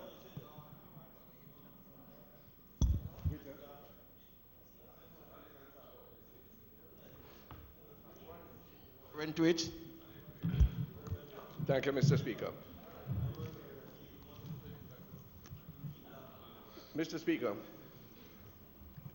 I rise in support of the motion from the member from South Manchester, and as the leader of the House has done, wish to commend him for the kind of presentation that I think we all would want to give whenever there was a constituency issue that arises. We were riveted by the very palpable, obvious depredation of the environment that has taken place in that area. And the regret I have, Mr. Speaker, is that there are several other constituencies who, were they so minded, could provide a similar exhibition. Mr. Speaker, we have to ask ourselves a profound question. The question is, if we did a moral, social, economic, cost-benefit analysis of the mining industry in Jamaica, what would the result be? What would be the verdict, the outcome? There is a resolution on the order paper which addresses that question, which I know the House will take in due course. But in the meanwhile, we have to rid ourselves of the mental attitude that anyone who brings capital to this country is automatically doing something which is of benefit to us, when we fail to recognize that there are aspects of investment, there are elements of development that backfire on us in the long run, and of which we need to be very, very conscious. Some years ago, Mr. Speaker, in this House, I believe it was in the last sitting, I inquired, no, it might have been this time, because at the time the member for Central Clarendon was the minister in charge of mining, since 2016. But I inquired of him what proportion of the bauxite lands that had been mined from bauxite, had been restored to the levels prescribed by the original agreements and enshrined into law. And the answer that was given was not satisfying, because it indicated that indeed something had been done with all of the lands. When, Mr. Speaker, quite frankly, that's not true. The cavities of South Manchester, of Central Manchester, of parts of Southern St. Anne are clear witness to the fact that we have scraped off our topsoil and we have not replaced it. Those of us who have some investment in agriculture will know, where lands have been subject to bauxite mining, how difficult it is even to get low-bat grass to grow because the proper arrangements have simply not been followed. Sir Alexander Bustamante, sir, national hero, first Prime Minister of Jamaica, would enjoin us to do better, because it was he who, in the early stages of the bauxite engagement in Jamaica, insisted that standards, proper standards, be maintained in terms of the restoration of land.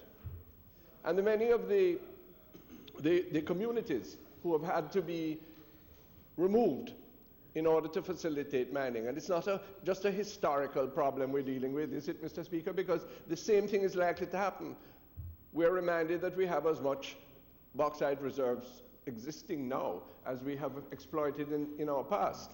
And surely the gravamen of the members' resolution is that the mistakes of the past should not be repeated in the future. Otherwise, our nation will become some kind of wasteland. From the sky, it will look as if it is a land infected by some caries, bombed out, correctly stated, in ways that it will take generations to recover.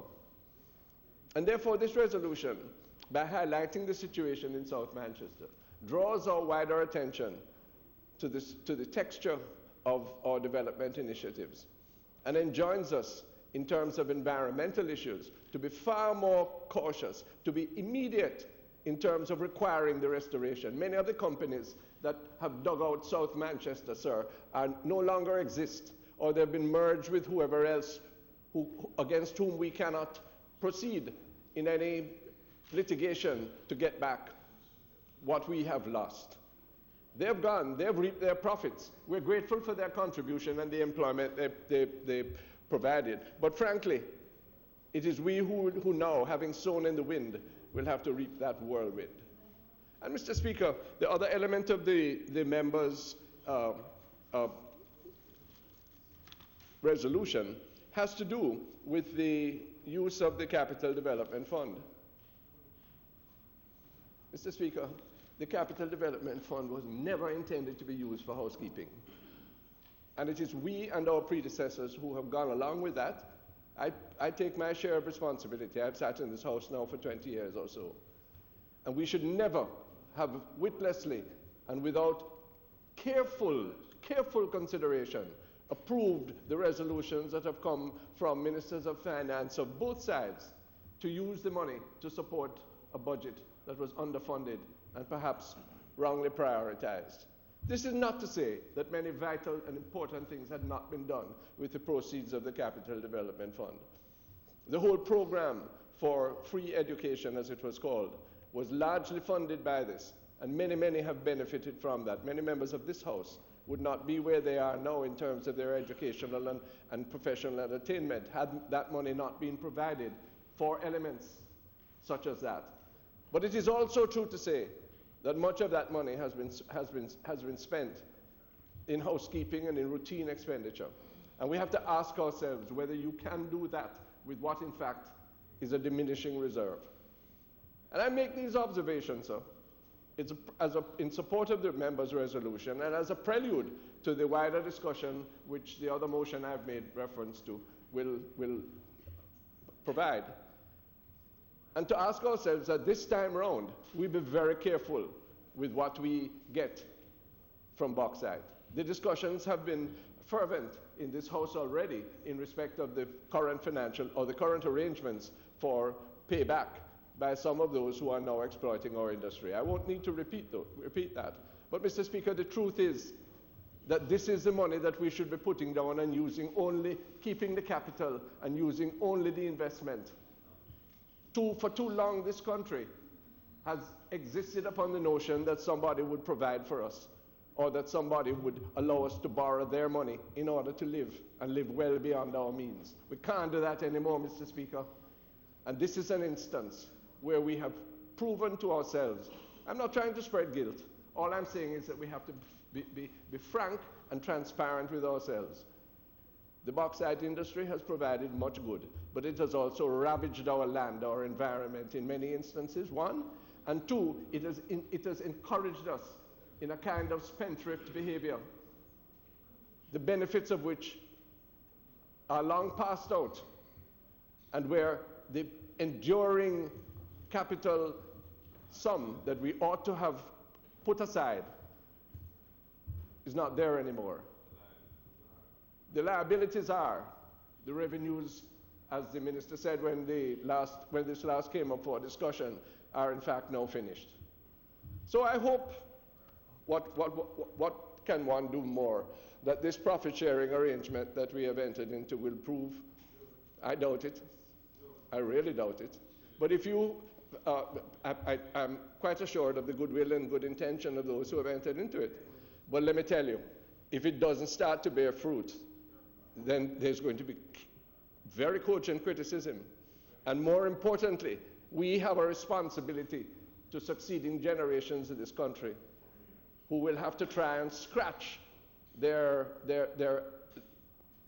living out of decimated earth. Mr. Speaker, I wonder if you realize that the closest Jamaica came to becoming a strong, independent country was in the period after the abolition of slavery, when the former slaves, aided by churches, some of them, by others, and largely by their own acumen, tremendous prudence, developed a peasant society in this country, centered around church and school, around family land, and raised up generations of persons who were able to overcome some of the discrimination, some of the prejudice of the times. And what we did with the bauxite industry with good intention, when we decimated that peasantry, one could give you the instances. A very strong presentation has been made by a university professor, Reverend Dr. Vernon Field of the History Department of the university, showing how what happened after the mining of bauxite began. What happened was that people were encouraged to sell land, family land. 75 pounds and 150 pounds an acre, was it, Mr. Speaker? 75 pounds went to build the title. I could tell you the lawyers' firms who did it. And the other 75 pounds usually went for the most educated, the most upstanding of the family who had been displaced on that land, which now became the bauxite land, to sail on the Erpinia and the Windrush and the Montserrat and the Begonia to England. It wrecked the Jamaican family structure in significant ways, because dispossessed of land and in a situation where the leader of the family usually went away, in circumstances where there was no cell phone, and where many times the families were rent asunder, and they came in to the pens of Kingston and St. Andrew. Yes? And that, yes, you members are reciting the names. And there, a social dislocation and an economic destruction took place, which we have never recovered from. Let us recognize what we're doing. Let us be honest with the tableau, the tapestry that the member from South Manchester offers us. He's given us a case study of what has happened in that area. And let us not be beset with regret, but let us be conscious of what we need to do in the future. I'm supporting the resolutions that he has made, and trust that the House and the nation will take full account of their importance. Thank you. Mr. Speaker. No, I recognize member. Okay. Yeah, man, I'll be not too long. In supporting the resolution, I'd like to point out a travesty that even continues today. There were, permission to speak from a seat other than my own. Yeah, so permitted, sir.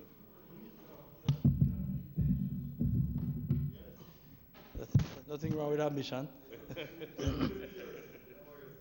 Mr. Speaker, I wish to bring to the Honourable House just to highlight some of the points that Ronnie made, a member from Central Kingston made, that continues today. Persons, independent Jamaican families who farmed lands in the hills of Moco. They were like the breadbasket of Clarendon was Moco. They produced citrus, cattle, coffee, cocoa, foodstuff. Vibrant, thriving communities. Today, these are a shadow of their former selves. And the worst part, those persons were resettled on the plains some irrigation systems were put in, but were never activated. They were moved off lands that they owned the title, some of them inherited from their fathers and their forefathers, and put on places where still today, they have no titles. And we have a situation now where even some of those persons have begun to informally subdivide these places. So we have now hundreds of Jamaicans on these properties. They cannot access capital because the financial system in Jamaica has locked them out. So we have potential capital that is there that we could really transform. Many persons tell me they can't even get a loan from the credit union because they don't have any titles. And in meetings with a company like Jamalco, rather than putting their legal team to work and to find a way to get the people their titles, they are relying on LAMP. So therefore, it's a shameful situation. So independent rural persons in Jamaica are now finding themselves in a subsistence form of living. Many of them have to steal utilities just to survive. Because they used to grow their crops, they could feed themselves and their families, send their children to school. Now they are in a situation of destitution. And I'm calling on this Honourable House to find a way to ensure that in some short time, these people, at least we can get them their titles. It cannot be beyond us to find a way. These are not capturers. These are not squatters. These are proud Jamaican families dispossessed because of the mining industry now suffering, and their generation after them now have nothing to go forward. So before they used to have land that they could pass on to the next generation, they have nothing. So we have perpetual poverty being perpetuated by the rapacious nature of the bauxite industry and the poor, independent masses of Jamaica. And so, Mr. Speaker, I'm supporting the resolution. I've seen where persons, they have come to me many times in my office, and I've led many, many delegations. I've been to the Jamalco plant at their offices, I've been to their Kingston offices. I've met with locals, I've met with foreigners. We cannot get any headway. And it's time now that the government of Jamaica put the weight of the government to ensure that at least a minimum salvaging to get the people their titles. Finally, Mr. Speaker, I remember I had a project when I was Minister of Local Government to see how we could utilize some of those mined-out pits. And under the Local Economic Development Program, we had lined under the pits up in the Moko area, used a solar pump to pump the water from the pit that collected the rainfall onto some tanks and fed it by gravity into greenhouses. That project was actually in the Speaker's constituency. And I believe that we can do something at least to make use of some of those lands which are idle now. And the mining is continuing, and they've spread sometimes a few inches of topsoil. And I'm saying that our bureaucrats or technocrats have failed us. They don't supervise what is happening. The reclamation must be done. It must be illegal, because when the companies fall and leave us, we are here now with barren lands which cannot do anything. So at least they should be forced to reclaim the lands. And in areas where it's possible, they should put probably some trees, proper trees, maybe food forests or some trees that can at least help the environment in the future. Thank you very much.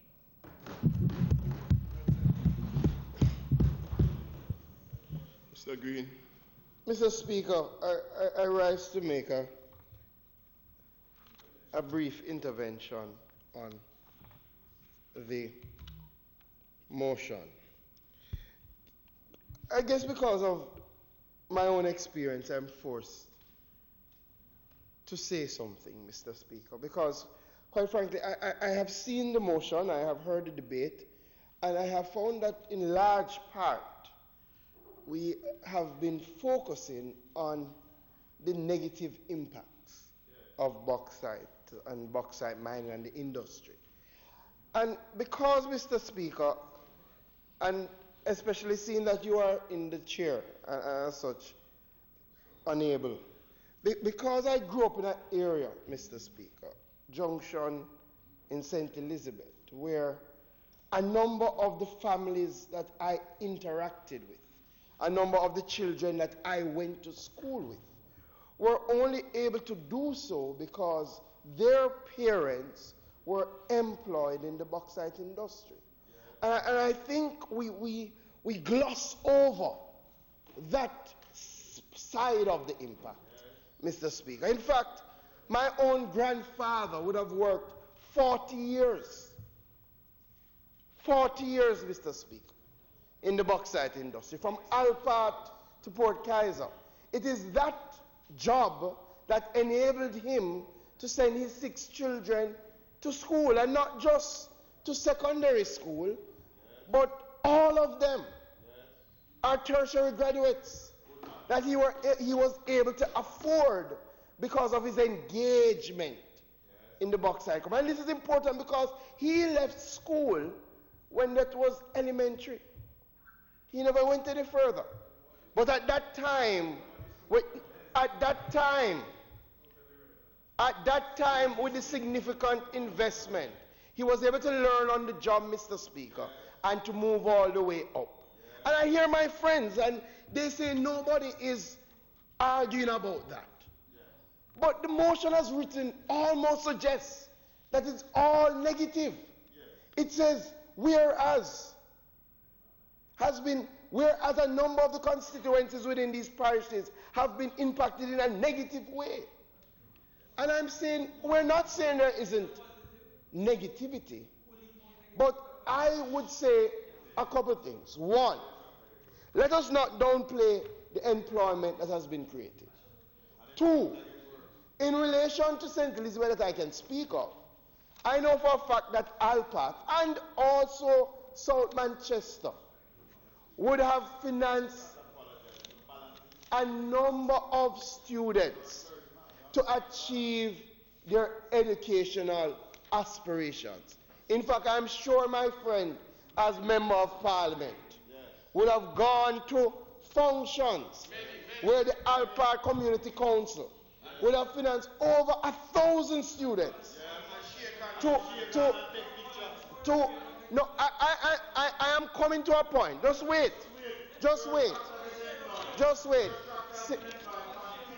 Let me tell you, I will never, you know, I'm coming. But, Mr. Speaker, I think it is important in this debate to also speak of the other side, which I have experienced firsthand. So that is in relation to the amount of students, thousands over the years, that would have been able to achieve their educational dreams because of the industry.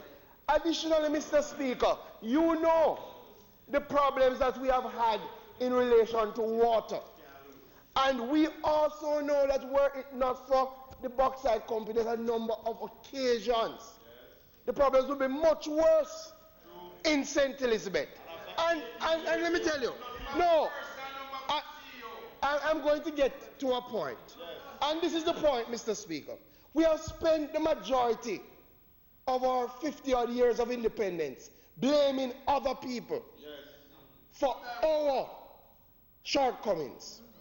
So now we get up and blame the bauxite companies because as government, we have not held them to account.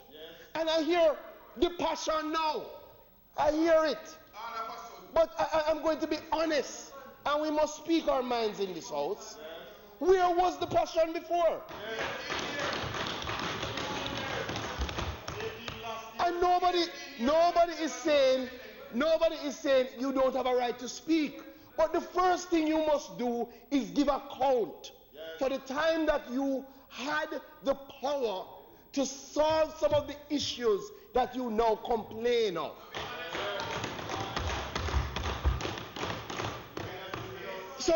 So we speak about the Capital Development Fund and how it has been used. How has it been used? Those who speak, who have had a chance to direct the use of the funds, should say why South Manchester, a constituency that for eons sat in government, why is it in that state?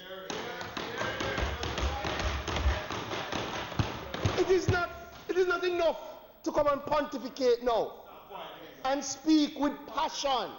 It is not enough to blame people who invest capital for the shortcomings in management. I saw the pictures of the land. Of course, it is sad. But why was that left to be the case? Why was nothing done? I think those who stand to speak, Mr. Speaker, must first say what they did, what was the difficulty, so that those who now have the power can fix it. It is important. So it is not just to come and to speak and to be passionate and it is not. I am saying, Mr. Speaker, one, I am making two easy points. One, be fair in the analysis of the industry, and also give due regard to the significant increase in human capital that the industry would have occasioned. A town, Mr. Speaker, we are very familiar with, like Junction, were it not for the bauxite industry, would still be a sleepy little town. And now it's a bustling environment. And we have seen what has happened now that it has come back. So that is one. The second thing, and the second point, Mr. Speaker, is that we are putting the blame in the wrong place. Yes. Where was the NWC under the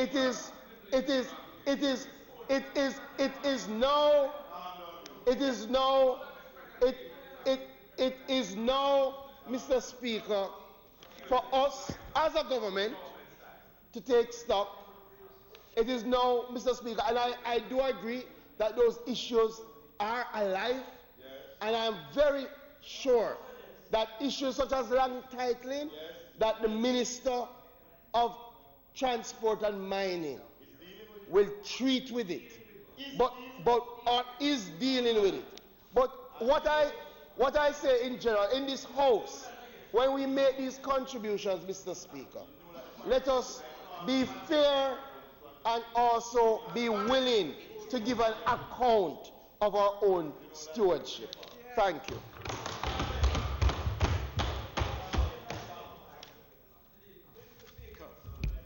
Mr. Speaker, this debate obviously has invoked a great sentiment and passion.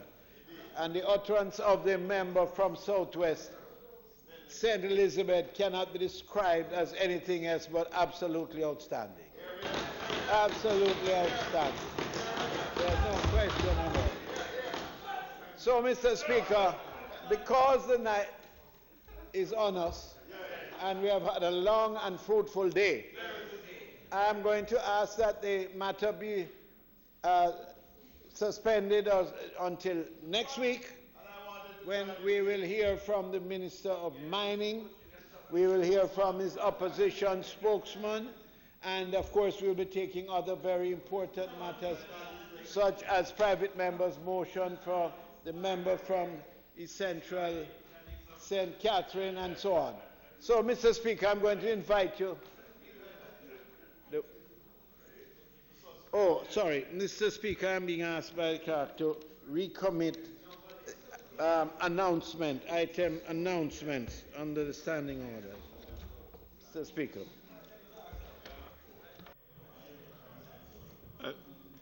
We ask for the suspension for the debate. Huh?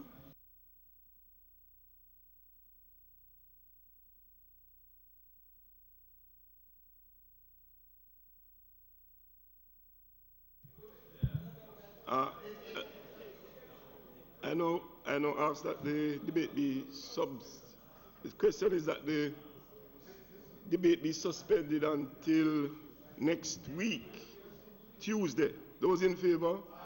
Those against? Ayes have it. House Leader. Speaker, I ask for recommittal of the item announcements to enable the clerk to make an announcement to the House. The question is that the item announcement be recommitted. Those in favor? Those against? Ayes have it.